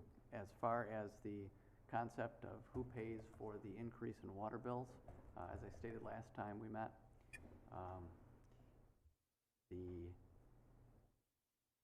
folks who would pay that bill on behalf of the homeowners who are losing their wells would be your friends and your neighbors who live next door. The city is, in this case, for the other plume, I understand that Dake is doing something, appreciate that, but for the other plume, Ottawa Steel plume, to look to the city, folks who are looking to the city to do that, to look to their neighbors and ask them to pay your water bill. Many of those neighbors have been paying their water bill for a very, very long time because they have not had the benefit of a well that you have enjoyed. And kudos for you, free water for a long time, but now it's time, I think, for us to put a cap on these in the interest of the general public welfare. So, thanks, I rambled there a little bit. I think I said a lot of what I said 2 weeks ago, and I stand with voting to close the wells as written here. Thanks. Okay, I'll go next. And I also am in favor of closing the wells. I think the restricted zone is long overdue, should have been done 20 years ago. We've been waiting for an opportunity to make this happen. We finally have that opportunity before us to take some action. I think there's a lot of good points that have been made on both sides of this. Some of it is clearly measured, some of it's anecdotal, some of it is why hasn't it become worse already? I think our goal here as a responsible civic body is to make sure things don't get worse, just to put public health first and not let a potentially bad situation come to a really bad situation where people are becoming ill, and you may not know for a very long time after exposure that you have had a problem. I believe that the vinyl chloride I've always thought that the worst exposure was from inhalation, particularly low concentrations over long periods of time, such as sprinkling your lawn, having it in open water, as in a pool or in a car wash or wherever. That when you take this water and you spray it out and the VC becomes volatilized, it hangs in the air. Mr. Burbank mentioned the 18-hour half-life. Well, that's a half-life. That's not 100% life. It gradually degrades, it gradually disperses, but you continually replenish that by bringing up the water, putting it in the air. You may or may not have clean water, but you may have brought water through the aquifer from someone else's property. You may have contaminated someone else's property. you don't really know where the water is moving. I was really intrigued by the cone of depression diagram because when you looked at the deeper wells, there clearly showed an arrow going up and arrows going down. I think that probably happens wherever your screen is set, you have water going both up and down. How far down you reach and pull, I don't know. I don't know if anyone knows. I do know that when we built the addition on the hospital and they had to dewater about a story down into the ground, they changed the direction of all groundwater in the city. They pumped so much water. I also know that when in fact, I think it was Mrs. Verbertmos who mentioned last time about when the township ran the water line along Grant Street. We had information on that in our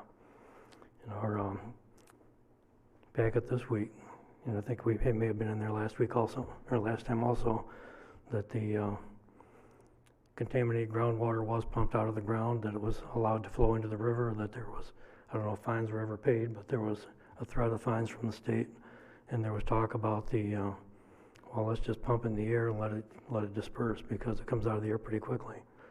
Well, that's really not how you clean vinyl chloride out of contaminated groundwater. Usually you do what the air sparging, which I believe Dake has been doing. Air sparging means you pump air into the ground, and you collect that contaminated air, run it through filters, and then release the air so that you actually capture the contaminant and don't release it in the air. That's a complex and expensive process, and it goes on forever. We did this with other chemical contaminants up in Whitehall, where I used to work at Helmet. It took years and years, decades to clean the plume, because there was a plume of other contaminants. I don't remember what they were, but we had to pump groundwater for a decade or so, filter the water, put it back into a sewer system, and so on. And these things take a lot of time, and they have a vanishing return, or they have a point of diminishing returns. As you pump it out, first you get the big concentrations knocked way down, and you reach a point where you can't knock it down much at all anymore.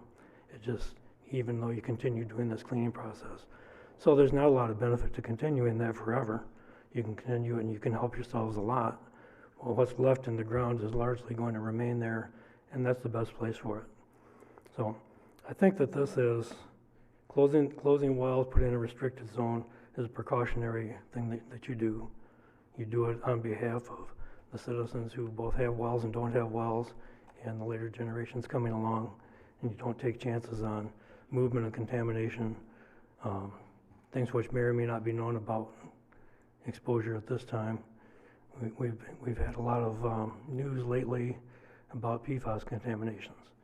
Decades ago, nobody knew or cared anything about PFAS. Now we're finding it in various places, and people are quite excited about it. Well, it's a much more stable compound, doesn't volatilize the way VC does, but it's still one of those chemicals that nobody thought much about. It does move in the groundwater, shows up where you didn't expect it to, quite a long time later, and suddenly you have a problem. When the city hit 8 parts per billion, I believe it was, last summer on a test of our drinking water, which was well below contaminated or drinking water levels. Everybody was very concerned about that. A month later, we tested again, and it came out as a non-detect. Okay, it comes and goes. Well, a lot has to do with where you're getting your water from. Same way with the groundwater, as this stuff can move around. It can because the groundwater is dynamic. I think that saying that your well is clean today won't be clean. Testing, going back and forth, opening wells, closing wells, the potential for losing a right that you had to draw water out of the ground. Well, that water is just passing through your ground. It was water that came from somewhere else, going somewhere else. And your ability to draw it out depends a lot on where it came from, where it's going, how much is there. So I'm not as concerned about taking away that right that people have to draw water out of the ground, disperse it in the air, potentially expose themselves, their neighbors, children, animals, everything else to a low-level contaminant that will go on for years and years. I think the best thing to do is just to stop that exposure. Other points brought up, as far as our ability to do this, yes, we have a legal right to do this, whether we exercise it or not. I think we have a responsibility to do this because it's a public safety hazard. Whether it's potential or real, it could happen. And I don't want to be the one who says years later that we could have acted and we didn't. And sure wish we had. I don't want to be in that position. Costs, yeah, it's gonna be costly, and Dake has taken responsibility for their contamination and other contamination found in their plume. And believe me, there's more than just the VC contamination in the ground. When I was on the environmental committee for the city, we at one time produced a map of all contaminated sites in the city. It was quite a large number of sites in the city. There's a lot of stuff in the ground. We're talking about vinyl chloride because that's what's been identified in this plume. There's other stuff down there in low concentrations and spotty concentrations, so it's hard to say what all is down there, but it's an old industrial city, so you're gonna have this kind of stuff. Abandoning these wells and where we know we have a contamination also protects us from stuff that we're not looking at this time.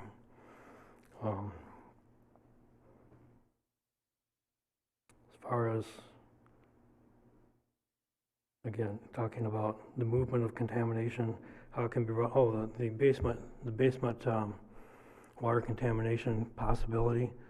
I would be more concerned about like the north end of town where they have a history of getting a lot of water in their basements. If we stir up if we stir up or bring to a shallower level, the VC contamination in the south part of town is more likely to show up in a totally different neighborhood in their basements, and something will volatilize. Whether they have nastier stuff in their basement or not, can't say, can't do anything about it. But if we can do something about this, at least it's one thing that we're not going to be exposing people to. So for all those reasons, I still think that the restricted zone is the right thing to do at this time. I wish we'd done it 20 years ago, but that time has passed. But now I think the responsible thing to do as a public body is to put this restricted zone in place. Thank you. Okay. I want to say thanks to Dakes for coming forward and offering the proposal that they are, that I think is a very generous offer. I'll say if I had a well in that area, I would probably take advantage of that. But saying that to make everybody close their wells in that plume and the other plume in Ottawa Steel, I'm not in favor of that. I am in favor of registering every well. I'm in favor of testing it every year and making it mandatory. I'm, not just in the plume area, and like Bob said, there's probably other spots in the city that that may have chemicals that we don't know about too. So I think I'm for registering every well in the city of Grand Haven and having it tested once a year.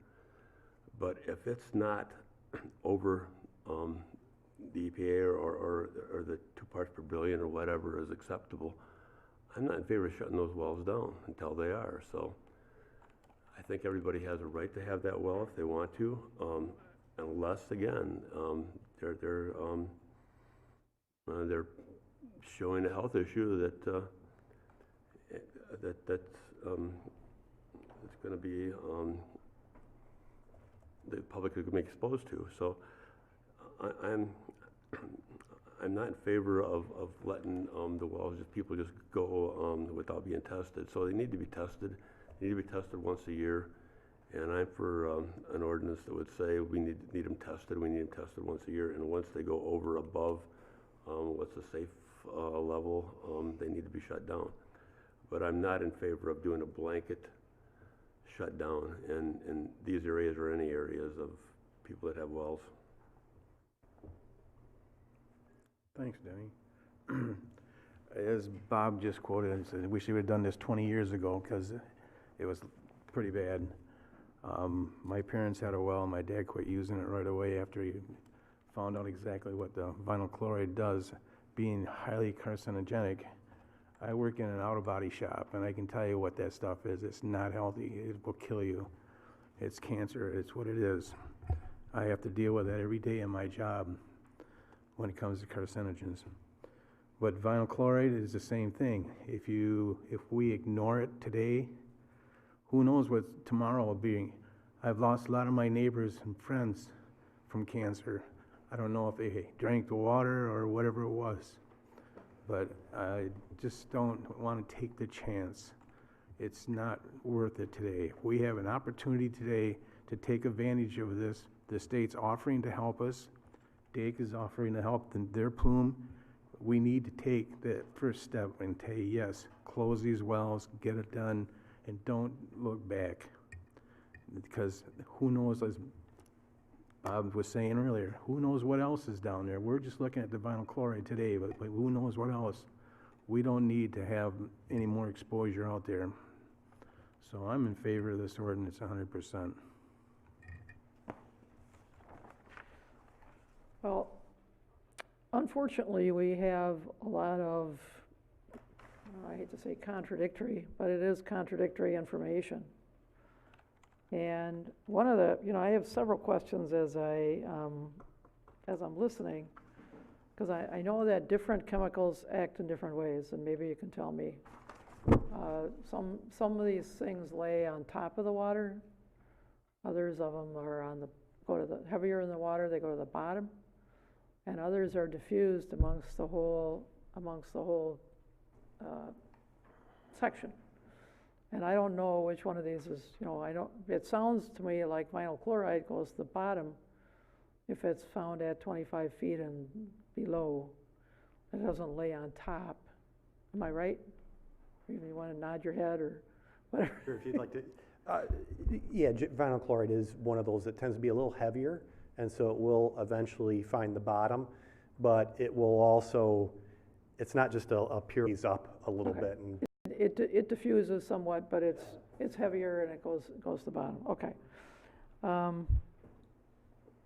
Then we go with David's research here that says that it's over the years, the water is tested as greatly improved in its amount of vinyl chloride that he's pulling up. So again, what Dake has been doing over these years has greatly improved the quality of the water that's in the Dake plume. So the question, begs itself as to, okay, we didn't do this 20 years ago. For those say, well, I wish we had, well, we didn't. And so people have been using this water over this time while Dake has been doing what it's done to alleviate the problem. And so now when the water levels or when the testing levels show a great deal of improvement, now we want to cap the well. That doesn't make a lot of sense to me. It seems like it should have been the other way around. When we were faced with the question, do we want to do that? And we always took a pass. So I'll give that to you. right, I know it feels a little backwards, but really what we were doing, in the early days, we didn't really know where the contamination was fully. So we've been spending a lot of time investigating, finding where it is, seeing what it's doing, getting a sense for things like that. So I know it feels like this is coming from out of the blue, but it's really not. It's just that we've been collecting information for a long time. We've also been really keeping track of people. This wasn't the first survey of wells that we did. We did a survey in 2001. We found out where all the wells are. We did this on our own. We didn't involve you at that point. We had DEQ working with us. We did a survey, we found all the wells, and then we started sampling those wells, getting an idea of what's coming up through those wells, and again, making sure that people were not drinking the wells, having conversations with them and things like that. The third part is really, it is a bit of an artifact about just how these cleanups are done. As I mentioned earlier, we tend to do the field work first. And then sometimes this legal part, this institutional control part, it just follows along well after the fact. Maybe we need to rethink that a little bit sometimes, but it's just happens to be how we run these in the state of Michigan, unfortunately. Okay, well, that's, like you say, it's not, seems like we're gonna lock the barn door after the horses have gone out, to use the old term, right?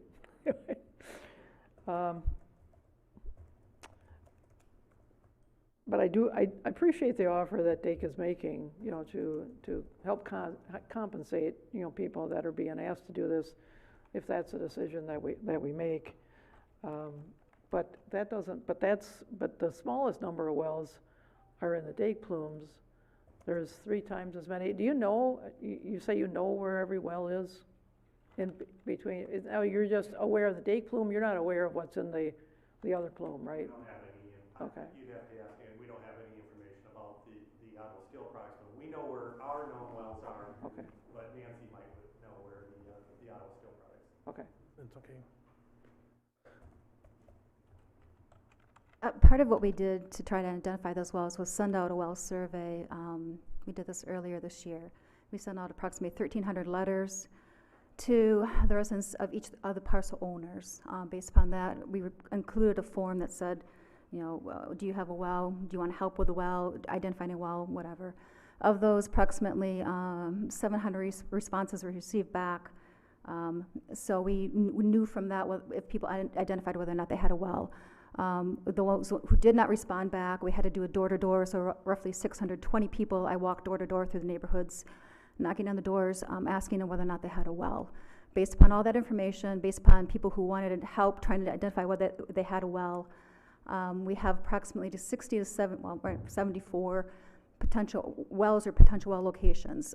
It's a little bit variable because there are approximately 15 wells that were identified as part of being an old city well list. So those I've incorporated into the spreadsheet that Ashley and I have created, and based upon that, those are the ones that I need to go back and contact those individuals and find out whether or not they actually still have that well or well remnant. So again, 60 to 74, somewhere in there. Okay, all right.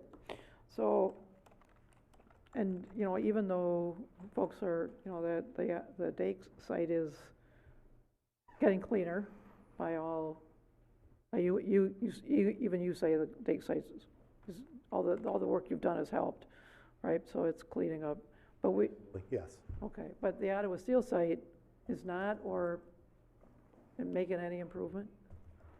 So actually, do we know that? Do you know I can that? answer for her. Okay. Well, there's no cleanup system for the Ottawa Steel site. Now, Mother Nature will handle the problem slowly. These chemicals will naturally attenuate over time and break down into the simple, basic building blocks of the world that are non-toxic, but that'll take a very long time. So there's probably some improvement, but not as much as if there were an active cleanup system like Dake has. Okay, makes sense. All right.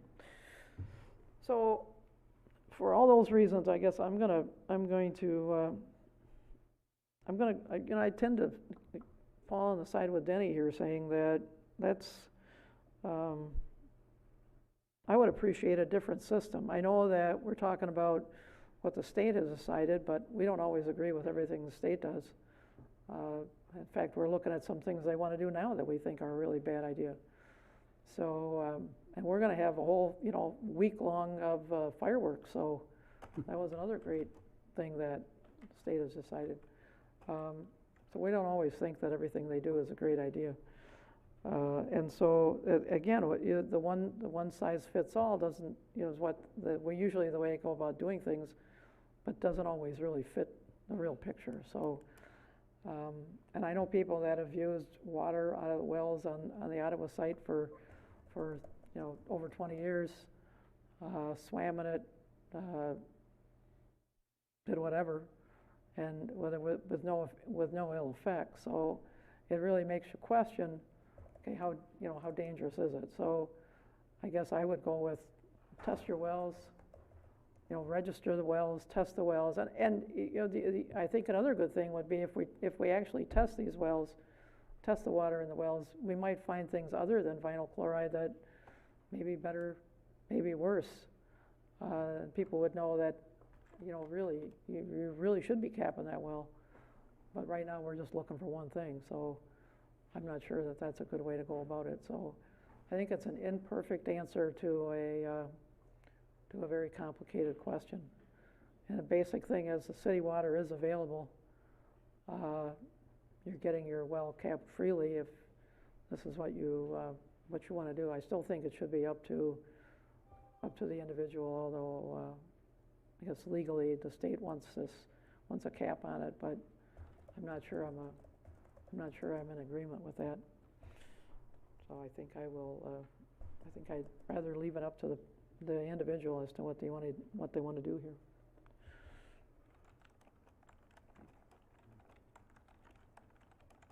So unless there's other comments, I think we're ready to vote. Fritz? Yes. Manetza? Yes. Berger? Yes. Scott? No. McCaleb? No. All right. So I don't know, Pat, what happens, do we know what happens now? Well, now the ordinance would be coming back to you at your next meeting for a second reading. Okay. And if it gets approved at that time, then it becomes effective 20 days? 20 days. 20 days after the July 15th meeting. Okay. And we'll get you some information between now and then about what the process would be planned to begin enforcement. Okay. All right, stay tuned. So on to our next public hearing. If anybody that's here for this wants to escape at this point, I'm going to give them that opportunity.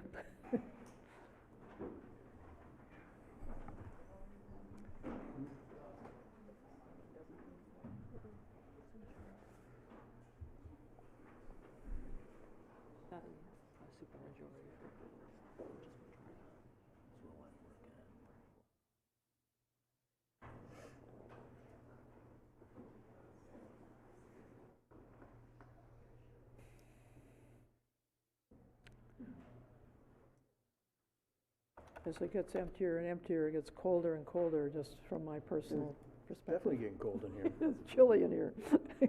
Bring them back in. Been waiting all day for this. Come on back. All right, I'm going to open the public hearing to gather citizen input regarding a tavern liquor license for Lucy's Deli at 133 Columbus Avenue. Good evening, council members. My name is Chris Van Scoik. I'm an attorney with Skolton Fant on behalf of Lucy's Market. Unfortunately, the representatives from Lucy's aren't able to be here. They had prior family obligations, so I'm filling in for them tonight. So we'll just cut to the chase now that apparently everyone is left. Our client acquired and purchased a tavern liquor license in April, and as part of the state application to the MLCC, we have to obtain local approval, which is obviously why we're here today in front of you. Just to give you a little background on the tavern liquor license, it's an on-premise license only for beer and wine.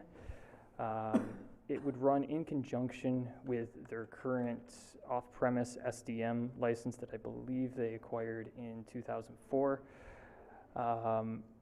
At this time, they don't have any plans to alter any of their building site, their planned site.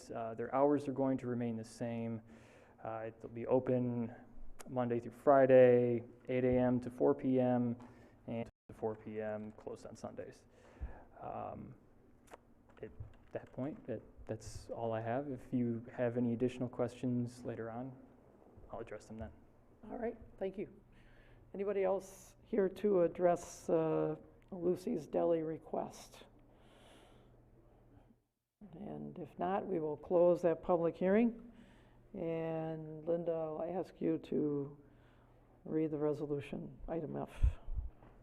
This is to approve a tavern liquor license for Lucy's Deli at 133 Columbus Avenue. Is there a motion? So moved.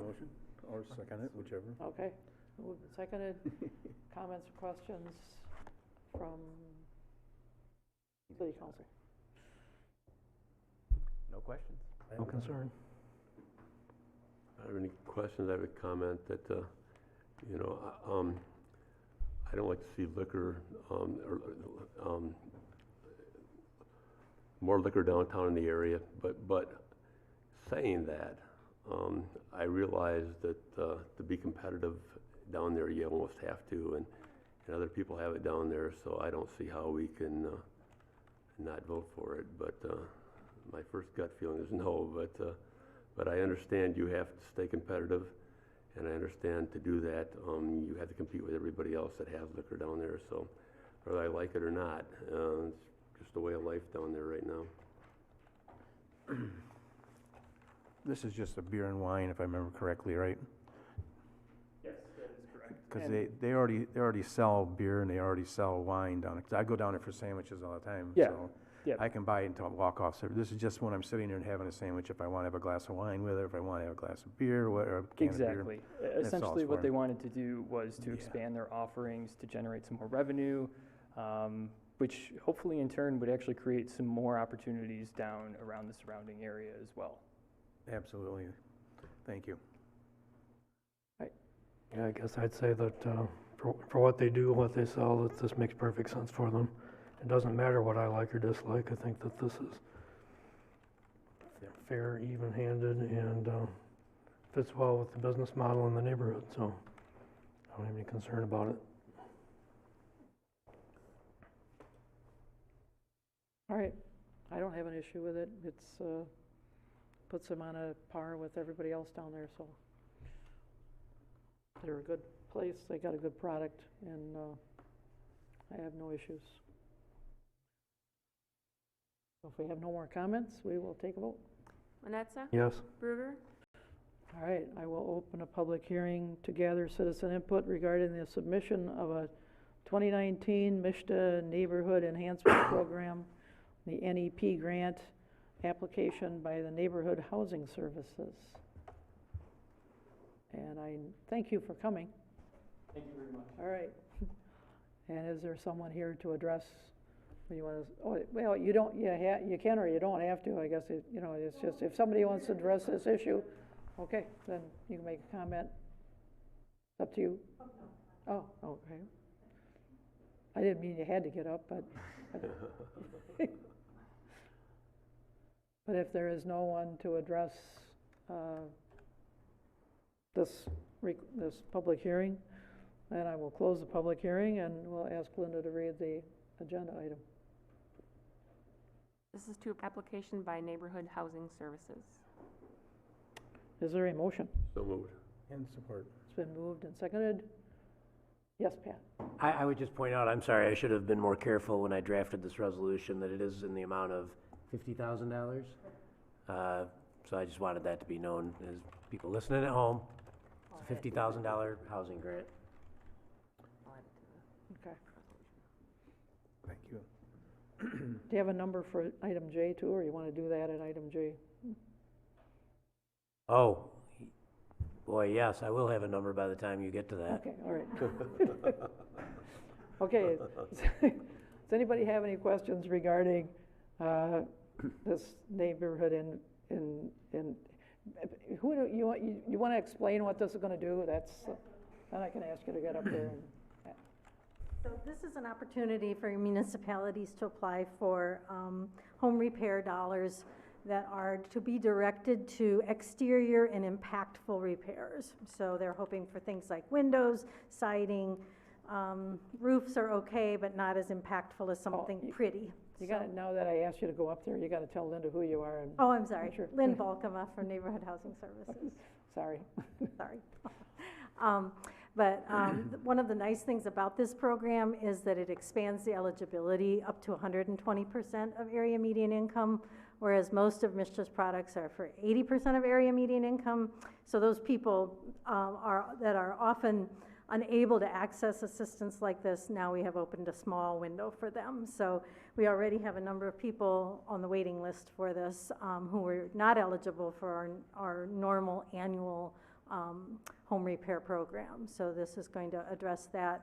There's some people that have had long delayed repairs to their homes, so this will be an impactful, although scattered. It's not like it's a neighborhood. We designated the entire area of the city limits for the grant. So it's not just in one sector of the city? No. I think they expected us to do that because most of these programs are for blighted areas, and as we always tell Mishta, we don't scattered sites that could use improvement. So well, I'm glad you did that. That makes a lot of sense. Yeah, I think it was well received by Mishta, and I think it's a nice addition to the kind of programs that we're able to do. So. Right. Absolutely. Is there a limit? You know. We were allowed to split the $50,000 up any way we wanted to, but we chose to do $7,500 per project. So that gave us enough to do, I think, 7 or 8 projects, plus a little revenue for our department. So. Any other questions? These are all great for helping the neighborhood. It helps to absolutely, especially this helps people to come up with these projects or fulfill these projects they might not have otherwise been able to do. Absolutely. And even at a little bit higher income level, there's still things that people are challenged to do. Absolutely. Since this is a submission for a grant. I guess if you don't ask, you don't get. So we should go ahead and submit. Very good. Yeah, I think you articulated very well, and I'll just piggyback a little bit. Ryan Kilpatrick for Housing Next had spoken on the importance of housing affordability at all income levels. Absolutely. In West Michigan in particular, Northwest Ottawa County, Grand Haven in particular.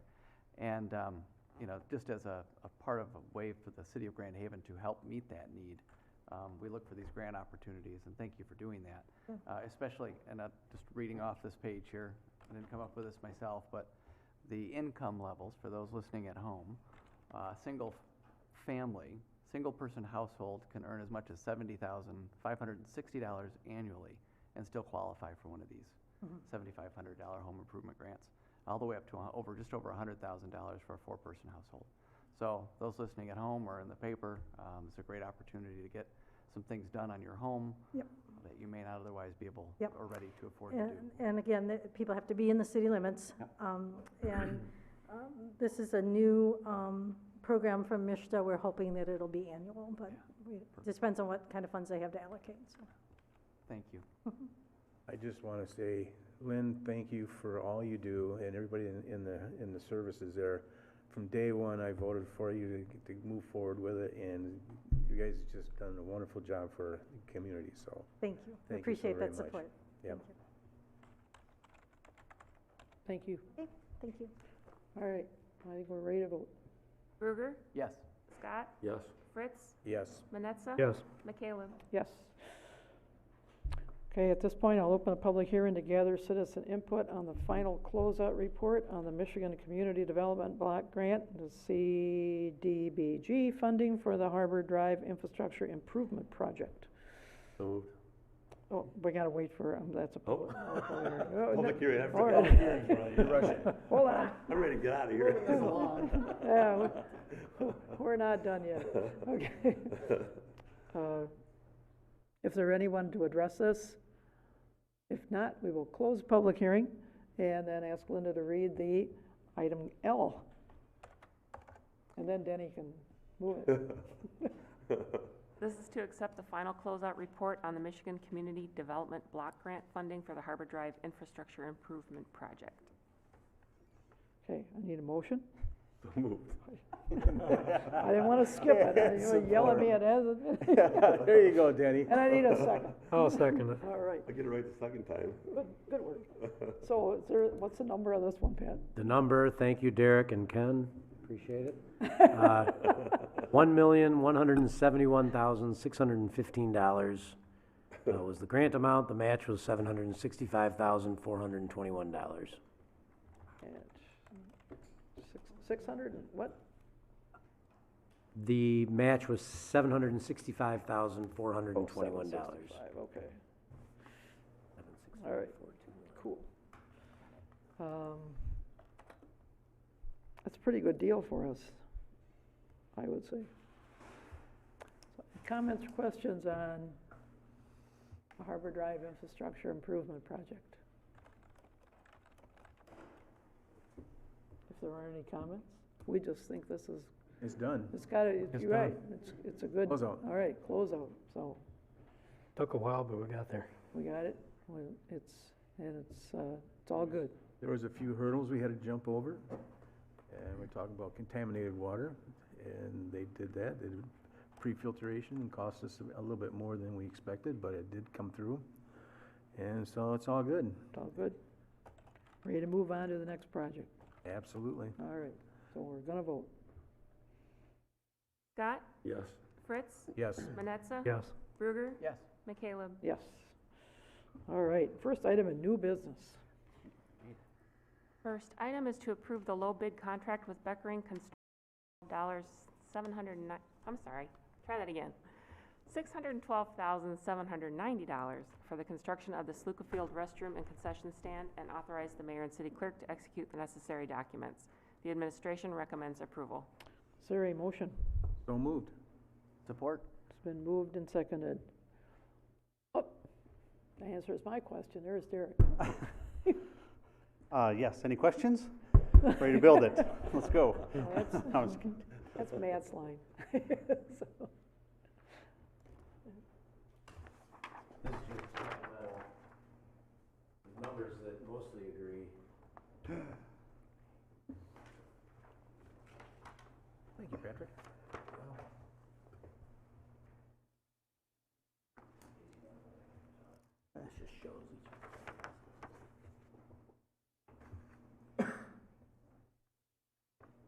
Of course, none of these numbers match that one. That must not change it.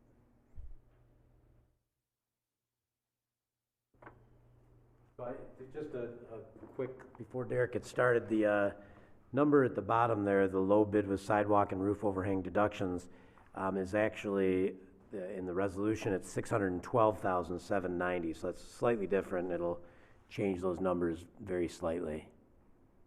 Yeah, the 612 was an original number that, as last week, we were finalizing some of the cuts. 610,134 is the number. Is the correct number? That's correct. Okay, so that's what we'll put in the resolution, if that's okay. It'll go from 612,790 to 610,134. So your engineering and inspection costs weren't included in that number either? Correct.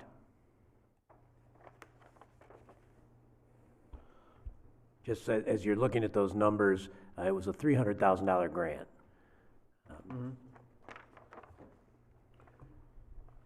By not doing the sidewalk and the roof overhang, can we do those at a later date?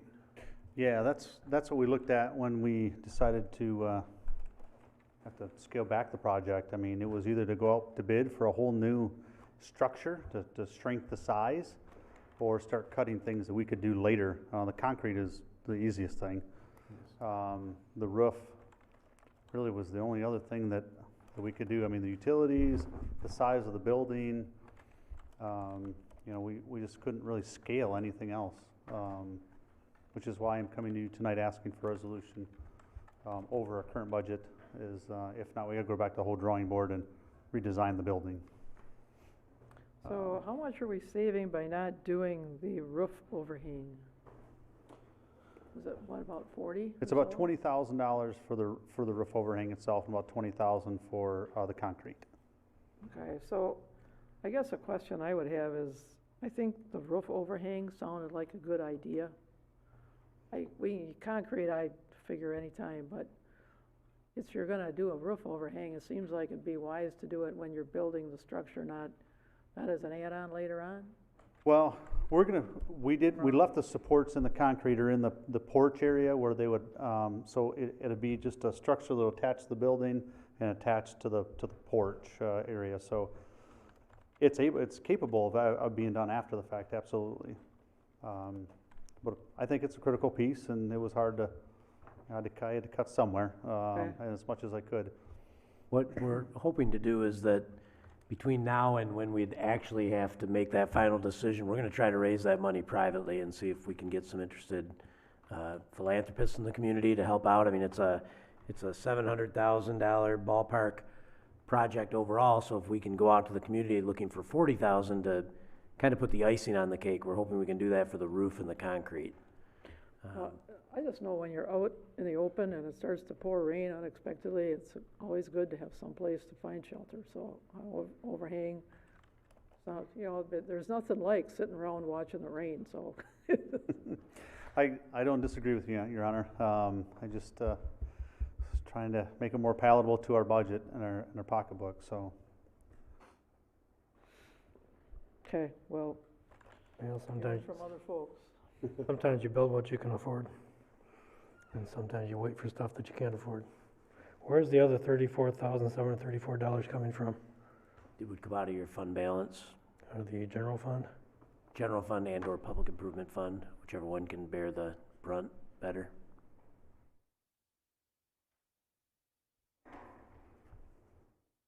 We still have a healthy fund balance, so we're good. I could be saying that for long. Yeah, that's Chip. I can't be overdrawn because I still have checks. I know. Yeah, It's still pretty healthy, though. The fund balance is a key question there, Denny, you brought that up.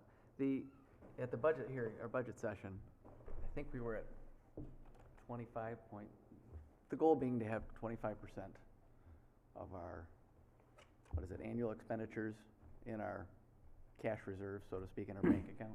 In general fund, In yeah. general fund. And we are at 25.6 or 7%, and then Denny and I and somebody else, I think it was Bob, thought it was a good idea to spend an extra few $100,000 on some road improvements, which you added to the list. Mhm. I believe we're still over 25%, but we're chipping away at it, as you guys just said. Remember the exact numbers off the top of my head. I think there's enough in the public improvement fund to cover this, but, you know, I can check on that right away and let you know. And the 25% was a number that was placed in the face of the Grand Landing threat. We hope that that gets put to rest in the next 2 to 3 years, but that's still 25%. That's. I remember where that came from, yeah. Okay. But We're still there. That was over 25%, even though we took out the 250,000, if I remember right. It was more than that, and then we It was took a out. few percentage So it's points still over. over the 25, yeah. We're still way over, yeah. I don't know about way over. But not way over. I guess my point is that, yes, we have the money, but we can't be casual or flippant about overruns. We have to take them seriously. If we budget a certain amount and we're over, we need to account for where it comes from and what else can't we do because we paid for it.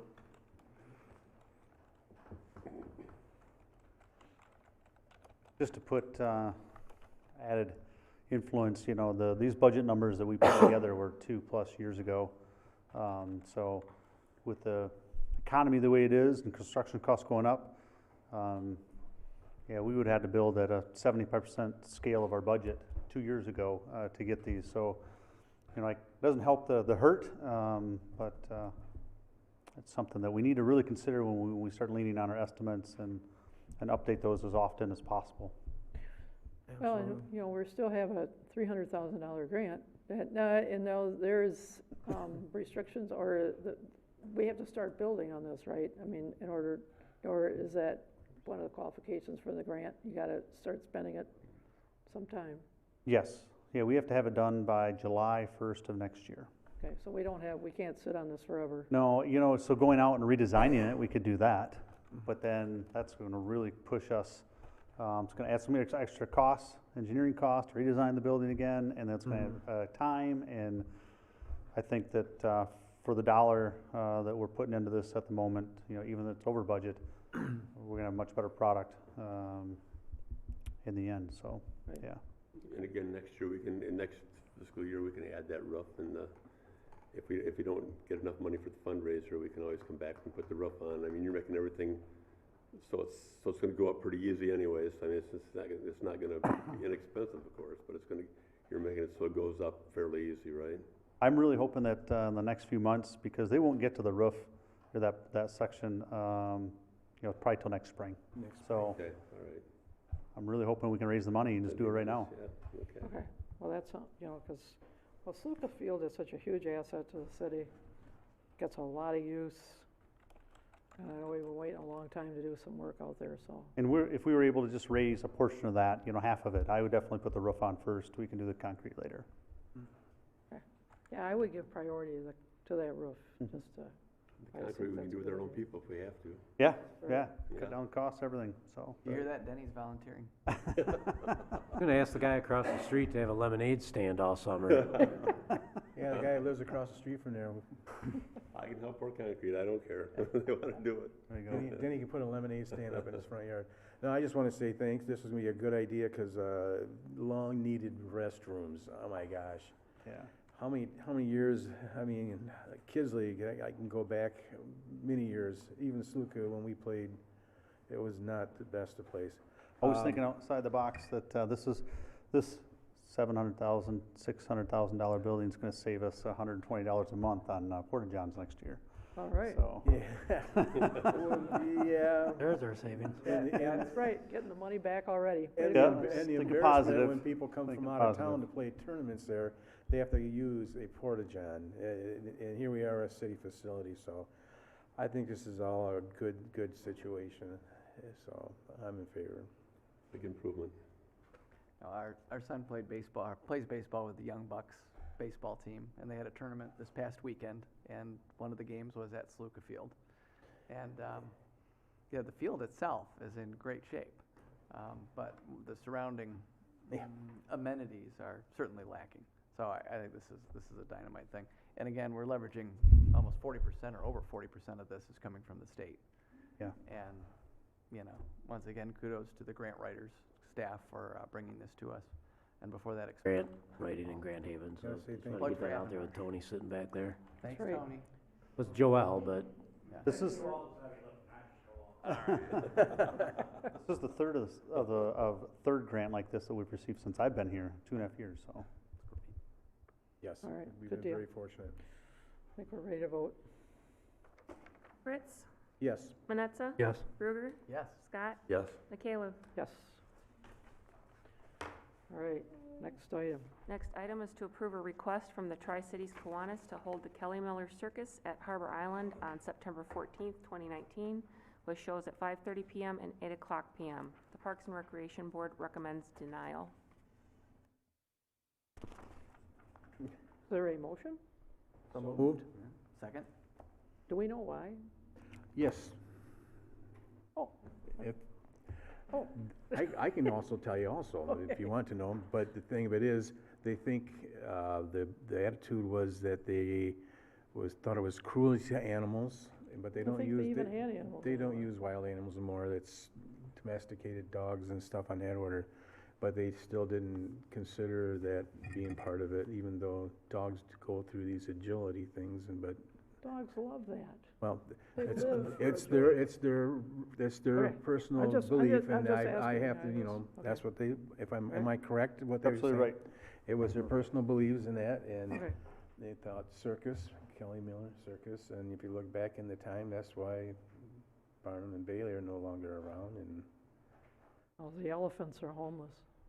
So if I can add to that, they know it's not exotic animals, it was domesticated, it's just how they believe they're treated, or the information that isn't out there and how they're treated. They did communicate with me days after the meeting, it was last month, that they thought they found information there was no animals. If that was the case, they wanted to maybe re-vote on it. However, that isn't the case to our knowledge, so, and they had already voted, so it was recorded in the minutes. Okay. So was there ever any evidence that any of these domesticated animals are abused, mistreated, overworked, or anything?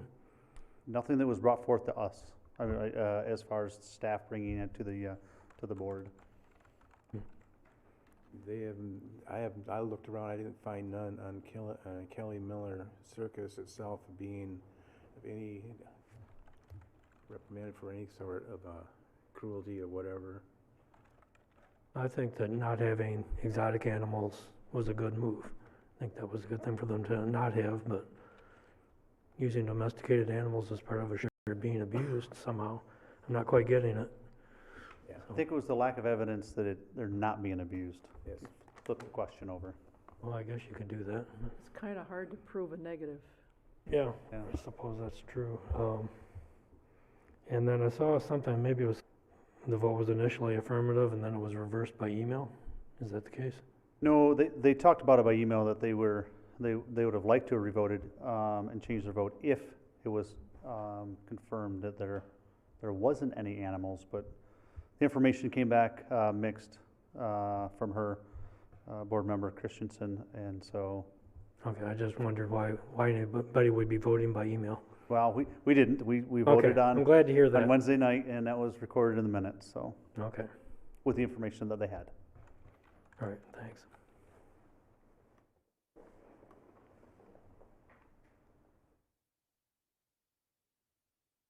Domestic animals are, but I don't know what qualifies as a domestic animal, but there is manure. Like Well, that's good. horses are cool, but anyway, there's no other questions. I'm ready to vote. Yeah, I think this has been a great activity and I really don't see the problem. Sometimes it's kids' only opportunity to see any animal, so. Ready? Manetza? Yes. Bruegger? Yes. Scott? Yes. Fritz? Yes. McCaleb? Yes. Next item. Next item is to approve a 2019 seasonal license agreement with Grand Haven Paddle Pubs LLC to be operated out of the Grand Haven Municipal Marina from July 2nd, 2019 through October 31st, 2019 for a fee of $3,000 and authorize the mayor and city clerk to execute the necessary documents. The administration recommends approval. Is there a motion? So moved. In support. Been moved and seconded. And we heard your presentation a little while ago. Is there any, I don't know if you want to make any other comments?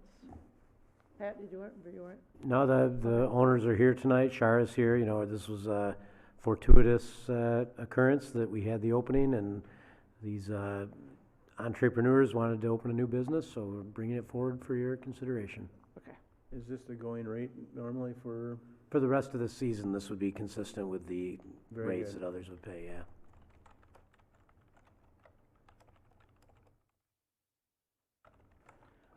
And so, Should I, if this passes, should I invite the rest of us to all to take a ride? would this be one of those has to be done by 9 things? If this passes. So, you know, where Yeah. where you're traveling, you can't go past the Coast Guard station toward the lakes. You can't get closer to the lake than that. How far upstream do you intend to travel?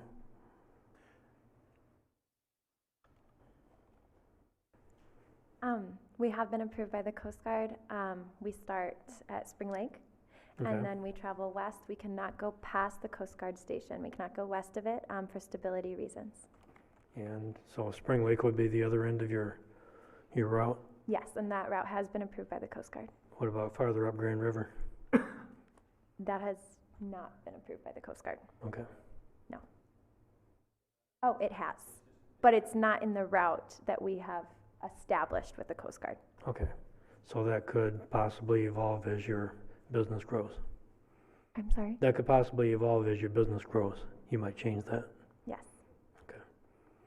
All right, and you're serving nothing except the boat, and your patrons will be bringing whatever they want? Just like fishing charters, which Okay. we do run, guests are welcome to bring alcohol aboard. And we are aware that we are responsible, we are liable for what happens on our boat. So if there was ever a situation, just like on the fishing charters, we would have the ability to terminate the trip immediately. Okay. And must they actually paddle this boat? You call it We a, paddle the boat, so there are 10 seats on the boat that cycle. We do have a little 30 horsepower Suzuki that can help when you get tired. It is brand new.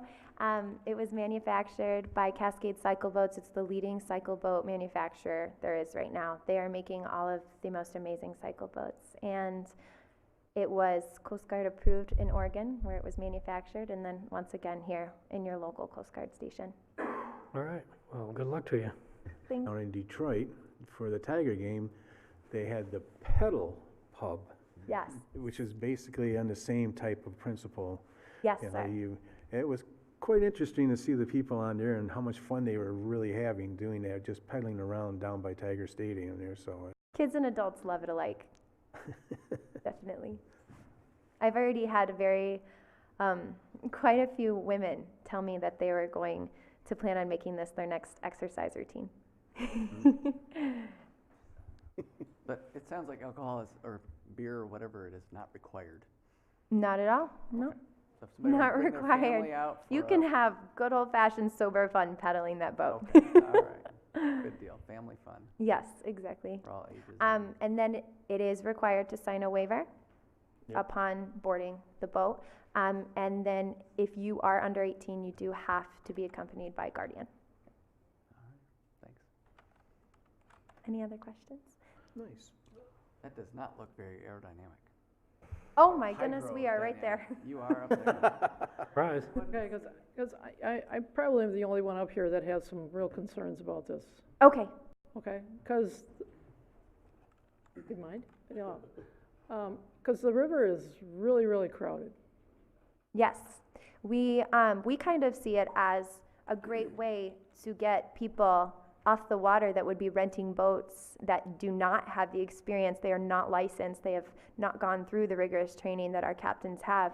So we see it as a safe and fun opportunity to get these people on the water that either do not have access to the water for financial reasons, or do not have the experience to be driving a boat on the water.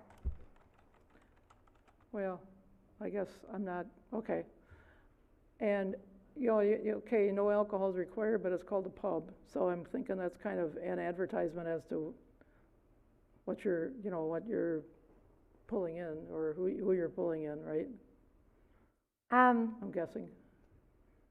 So the cycle boats, Cascade Cycle Boats, they have many locations all across the U.S. No, I'm just asking if you want to just call it cycle boats, but it's a paddle pub. It just had a really nice ring to it. So I'm concerned about adding more slow-moving traffic to the river and onto Spring Lake when there's already because it's during 4th of July, during Coast Guard Festival, when the boats are rafting all over, when they're crammed full, and when the bayous are crammed full of boats rafting and partying, to add one more to that for what called a pub with the express purpose of, and it's not cheap, right? So I'm concerned that this is just going to add one more thing to the waterways that brings me concern. We already have a large amount of alcohol on the streets and the sidewalks, or not on the sidewalks. Well, yeah, on the sidewalks, because there's all kinds of cafes. But to add one more thing, and I know that they're not going to be driving. You're going to be driving. Exactly. So, but it still concerns me. So, I'm not sure this is a great idea from my point of view. I'd like to add, seeing that I'm one of the old guys up here and do remember things back in the 70s, late 60s and 70s. I'm just going to give you a little thing. Back in the day, it was Quimby's had what they call a lifeboat, which had the oars in the middle. You pull them like this, and it turned the propeller. And we used to ride it up and down during Coast Guard time, and you still had a lot of boats out there then. It was so much fun because if we go out in front of the stadium out there and yell, row, row, row your boat, and have a good time, and we were having just a blast in it. So those just goes back to memories. And this here is just actually pedaling is even better than trying to pull those oars. I tell you, and it didn't go very fast, but it was a lot of fun. I knew the family. It was a Quimby family that had it, so we had a lot of fun. So I think this just brings back memories for me. Oh, thank you for sharing. I'm concerned about it because I think paddle pub, I think it's going to be like a magnet drawing people, and you want people they feel free to bring alcohol on the boat. I have a problem with that, so I do see your concern, sir, but as I did state before, it is the same system that the fishing charter boats use. Yes. Exact same system, sir. They bring their own alcohol on the boats. The captain is liable. They have the right to terminate the trip at any time if they feel that they're disrespecting the water, the boat, or the crew. I understand, but you're going up the river and they're going out to the lake, and that's a whole different ball game when you're going out there and fishing and stuff, and instead of just paddling up and down. I think that's it's not the same thing. There are, not to argue at all, but just from my familiarity with fishing charters, there are river fishing charters as well, and they do the same thing. They go up and down the river, fishing in the river. Okay.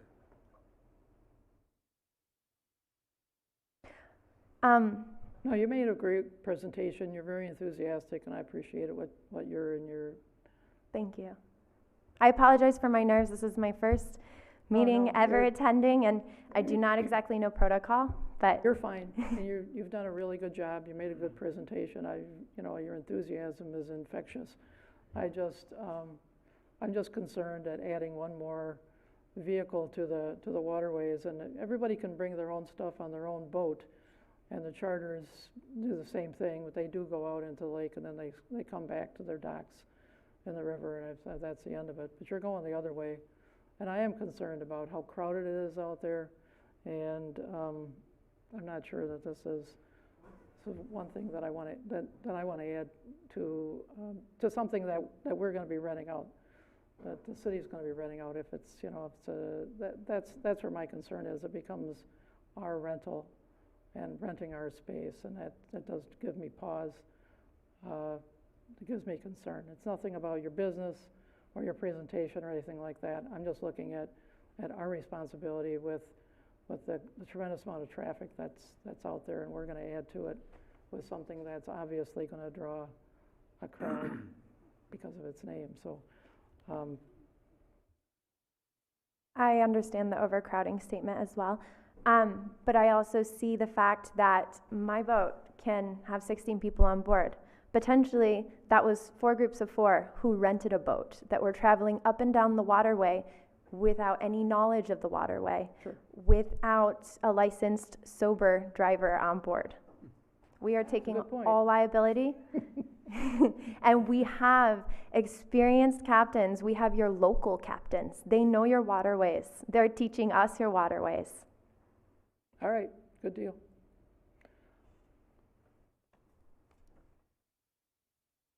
Ready? I think we're ready to vote. Bruger? Yes. Scott? No. Fritz? Yes. Manetza? Yes. McCaleb? No.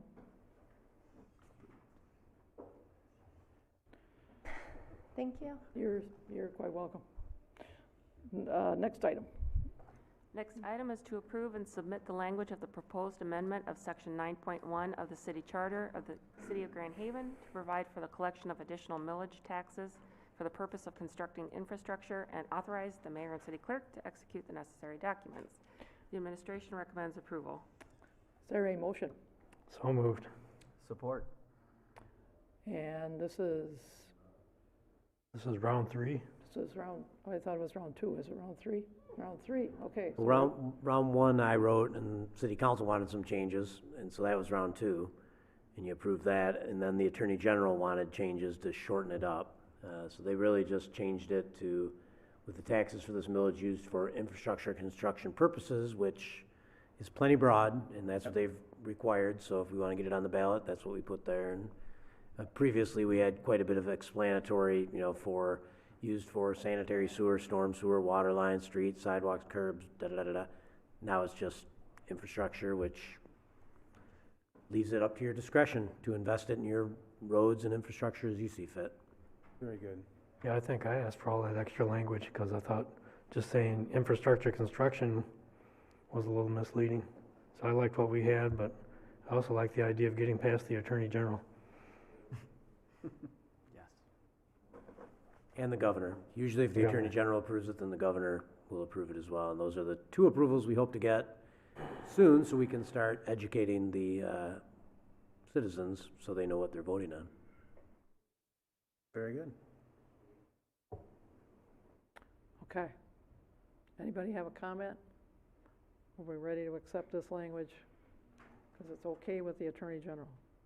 Scott? Yes. Fritz? Yes. Manetza? Yes. Bruger? Yes. McCaleb? Yes. All right, See ya. down to report by city council.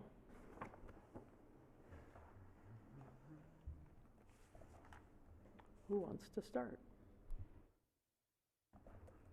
Oh, nobody wants to start? Nobody ever Oh, wants come to on, start. guys. Anyways, yeah, let's see. I got my 4th of July tie on. I'm all set. I'm ready. 4th of July be upon us. And we're really disappointed we had a council meeting tonight considering that Los Lobos was playing down at the waterfront. Our first concert, we were actually supposed to be help promote it in that, and here we are sitting here. So the people at home can understand that we are doing our job and we're not all goofing off listening to music, which music always calms the savage beast. Absolutely You know, does. so that's me. I always like the music part of it. This past weekend, the soccer in the sand, the art festival downtown, and everything that was going on. I want to commend the Soccer in the Sand for getting the word out again, for using Harbor Transit to get to the beach. It was a tremendous turnout, and it's such a great event to have on our beach out there. Over by my shop over there, I think every one of the parking lots were full. They had a tent set up, Harbor Transit did, for people to come and sit under and that, and they had 3-4 buses going, and it was nonstop. So kudos to the Soccer in the Sand and the art festival. It was well attended. I talked to some of the vendors down there, and they just could not believe the turnout they had. Dave Vollmer, a guy from Grand Haven here, was telling me he could not believe how busy he was the first day, and then Sunday morning, he says at 9 o'clock, there was people standing there wanting to buy already again, so he thought it was a very good turnout. But remember, 4th of July, there is a parade over in Ferrisburg. I always attend. Oh, that's right. And so I do represent the city of Grand Haven over in Ferrisburg, and it's a lot of fun. It's a down-home type get-together, and it's 4th of July celebrating what you're supposed to be. So that's my report. All right, good job. Oh, Tiger game, one more thing.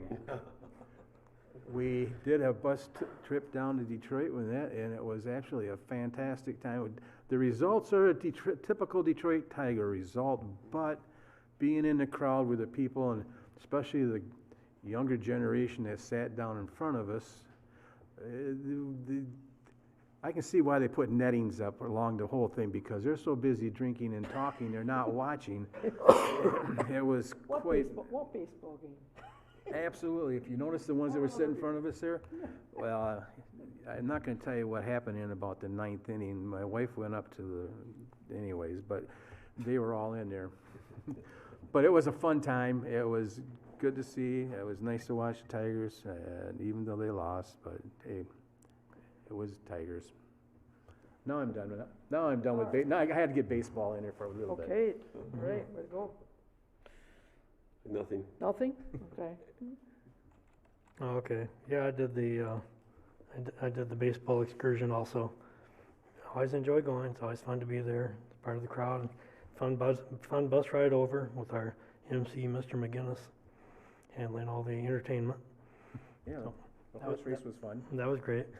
I think that number 2 didn't even show up on that spinny wheelie thing. Yeah, I don't know, I know my little pony didn't get very far Yeah. either.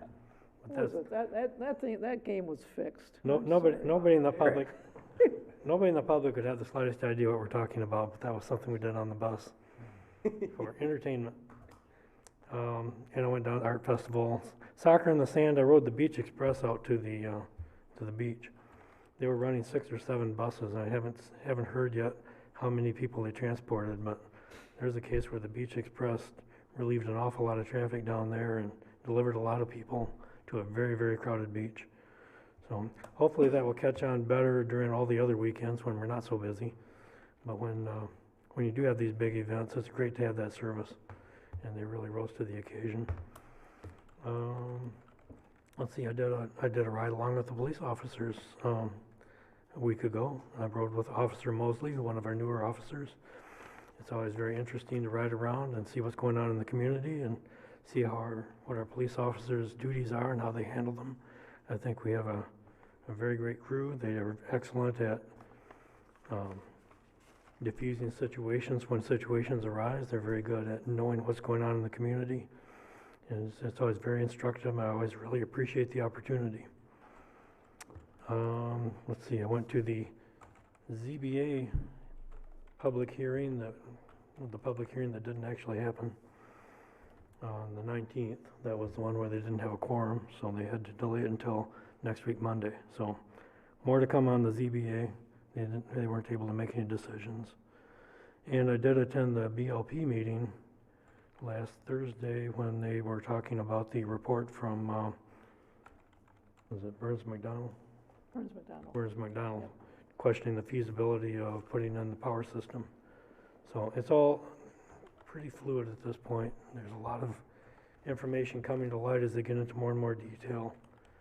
A lot more expenses than were anticipated. So not a simple answer to any questions. It's a complex situation, and hopefully we'll see it all shake out over the next few months. That's all I got. Thanks, Bob.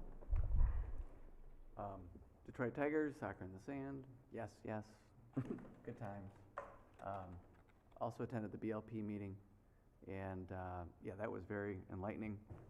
Tribune did a report on it, and as Bob said, more to come.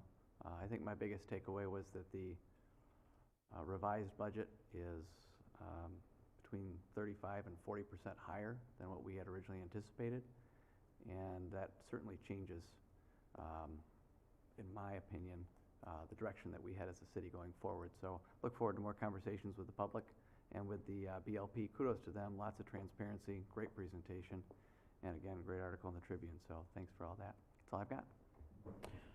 All righty. Well, 4th of July is right around the corner. So we are looking forward to that night. That'll be awesome. Also did the arts, the art fair, chamber sponsored. Had the pleasure of working with Sharon Howie Beam to serve food to all the artists that came. That was a lot of fun. We were wearing matching T-shirts, so they thought we all worked for the Getty Grill, and so we must have looked real professional because I wondered where Muskegon was. Honored Notos at the business luncheon since our last meeting as the City of Grand Haven's Business of the Year. Musical Fountain debuted its new speaker system. We're working on working the bugs out of that, trying to get a good read on. There's a lot more involved in sound than you'd think. You just don't turn it on and there you go. There's a lot of adjustments to be made. Weather changes things, the wind changes things, boats in front of your speakers change things. So it's a lot of work to get it just right. But thanks to all the folks who contributed to that great effort to bring new speakers to our musical fountain. Did an immigration naturalization service, and a couple of them here in the last few weeks. That's always interesting to see the number of countries that people come to America and are so proud to become citizens. We hear so much about people being unhappy, with their own country, but these folks come from diverse backgrounds, diverse nations, and they come here to America with the American dream. And it's just great to see their excitement and be part of that whole thing as they take the oath of office. It's inspiring. Yes, went to the BLP meeting. It is the thought of a 36 megawatt plant is because of all the other work that needs to be done and the gas line that has to be provided for that size of a facility adds a lot to that cost. So we're beyond our reach, but there's a lot of opportunities and other options that we have that we can look at. One of them is scaling back somewhat, and so this is an ongoing project, and we're gonna keep working at it. And I think that the BLP board agrees that keep working at this. We can come up with a right answer and a good solution, and provide our own power. And of course, one of the biggest things, what's going to happen before that is we have to solve our snow melt dilemma. So we have to work diligently to get that done. Tiger Game's always fun. Like I say, number 2, it just didn't come up on the spinner nearly often enough. And I think July 8th is it July 8th for the next ZBA meeting for? It's a week from today. Week from tonight, yep. That would be July 8th, okay. As that saga continues also. I think that's about it for me for the last couple, it's been a busy couple of weeks, but what a great time. So we're looking forward to celebrating America's birthday in just a few days from now. So with that, send it to Pat to that's seen. For those in Radio Land, Mike is wearing a very red, white, and blue with stars tie. It's his 4th of July Garcia tie. That's yes, awesome. It is. So Pat, the city manager's report. Thank you, Your Honor. Just wanted to mention that Ashley Latch is very busy. She's worked on the fireworks funding and the setup for that whole event, and so I congratulate her on doing a great job. I also want to announce that she has been promoted to assistant to the city manager. She's no longer the intern. She is now Ashley, the assistant to the city manager. That's the typical course that our interns follow. They serve a year, and if they pass muster, they advance to that assistant 2 position, and that's where she's now at. So you may address her as ma'am. Or Your Highness, I'm not sure what she prefers. The first item on the city manager report is airport advance funding. I put together a brief memo. MDOT contacted us last week. They would like us to move forward with the airport runway rehabilitation project. But this year, we want to purchase 2 easements and do the tree clearing off of them. But they won't have the money till 2021. But they want us to go ahead and do the work now. It's not that uncommon. It's actually quite common for MDOT to do advanced funding type projects. They will commit to the money in 2021, but we would do the work now. So that work is $111,500 to acquire the 2 parcels. We're buying the avigation easements, which they will pay for 95%. We still have to pay our 5%. And then $5,000 to do the design on clearing the trees, and then $63,500 to actually clear the trees. If City Council's okay with that, we're gonna go forward with it and get that work done. If you're not comfortable with that, we won't. We've done it before, they have paid us. We run an airport, we do our best that we can. We have to be creative to put every federal dollar to use as best we can and every state dollar, and this is one way that we do that. So, again, I've put a couple renderings in your packet that show what it is we're being asked to do. And again, meanwhile, we're moving ahead with the designing of the pavement rehabilitation. I'll bring that to you at your next meeting. It'll be a $54,000 contract to hire Prine and Newhoff to do that design work, and again, that's paid for primarily by the state and federal government. Ashley's put up a rendering showing you where that E62 and E63 parcels are and the trees that are currently on there. And you can see where E61 was. You might recall that was the last one we worked through. Took us a couple years. This again, hopefully, quick negotiations. We get the easement rights, we purchase them. We get the trees cut this coming winter, and won't have the threat of that provisional status that we had to go through with E61 and some other trees this past year.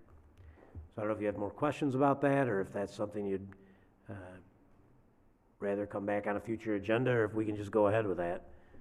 I think this is why we maintain that big fund balance, so we can do this stuff. Chip. Yep. And we get all that money back. That's the good news, because it's a good deal when the money comes in. Once the check clears, it's great. And again, our experience has been good, and of course, this is the east-west runway, not the north-south runway, so there's not any question there with the earlier discussion we had. Right, decipher that from the map. Fencing at the stadium. We put the fence up today for Los Lonely Boys. It looks beautiful. If you get a chance to get down there, Nice. Derek had the city seal put on all these panels. So you got the big blue background with a nice white city seal. Looks fantastic. No question about who put that up. And the question, though, is that this Saturday there's a up. It took the better part of the swap crew. We'd have to do the same thing, taking it down tomorrow, and we put it back up on Friday, and then take it down again on Monday. Leave it up through the week. It'll be up over the 4th of July. We'll take down the panels so traffic can still walk through there, but the fencing will stay up during the big holiday week here we have coming up, and the holiday weekend next weekend. That would save a lot of labor costs. It would save a whole lot of labor costs. And we it's had- still accessible for everybody to come in and out of there, so. Yes. That's good. And we'll just pull back the one panel so people can still walk through, but we'll leave most of the fence up. I mean, ideally, we'd take it down, but to spend that much time, and there's so many other things the crews are behind on, I hate to spend essentially Yes. an extra 2 days this week, that those 2 days our crews can get other things done. So if you see it up down there, you'll know why, and I did bring it up here. And that is all I had tonight, Your Honor. All righty. General business, call the audience. One final time. Speak to council if you like, if you want to take a short, okay. What's your comment? So I don't know if we can answer your question or not. I just, when you're talking about the power, the power project, I was just wondering a couple of things. I was told that most of the island is on the 100-year floodplain or less. Why would you spend like $40 or $50 million?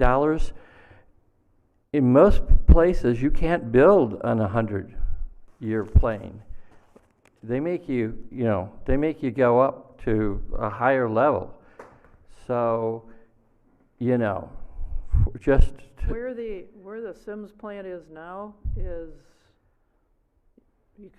where it's built now is not a part of the flood zone, so.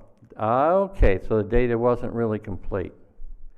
Okay. It's like a little hump. It's the one spot. Yeah, on because the- I was thinking, you know, you have all that building material there. And I was thinking that if you're gonna do something in the area, you might wanna take the building, crush it, and then make a plateau, a nice neat little plateau there to, if not for the power, for whatever you're gonna do. Right. And then not have to pay to have it taken away. And, you know, you might work that into the plan, possibly. And that's what I was thinking of when somebody said this about the floodplain. Right. The other thing I was just saying is, do you have a plan for the reduction of drunkenness and fighting since we're in a holiday? Because I was thinking, what they do at Meyer Garden is they, you know, you're coming through a gate and they look in your every cooler. And I was thinking, if you think there's going to be a problem, well, you put some tape out and you have probably one policeman and a couple of girls, and they look in every cooler. And when you come down there, they check every cooler. And if she says, come over here, and the cop says, oh, that's beer, I take the cooler home. They do that at the state park. They check all coolers now before they go in. They do now. That's excellent. Because I was thinking, it's kind of, you know, unfortunate when one of those brawls break out. Now, I wasn't down there, but I heard that in past years they have had, Right. you know, fights and things. It's been very effective from what I understand. Well, that's good news to hear. Yep. Thank you, Mayor. Yep, appreciate your questions. All right, anyone else? If not, we will adjourn. So see you all next time.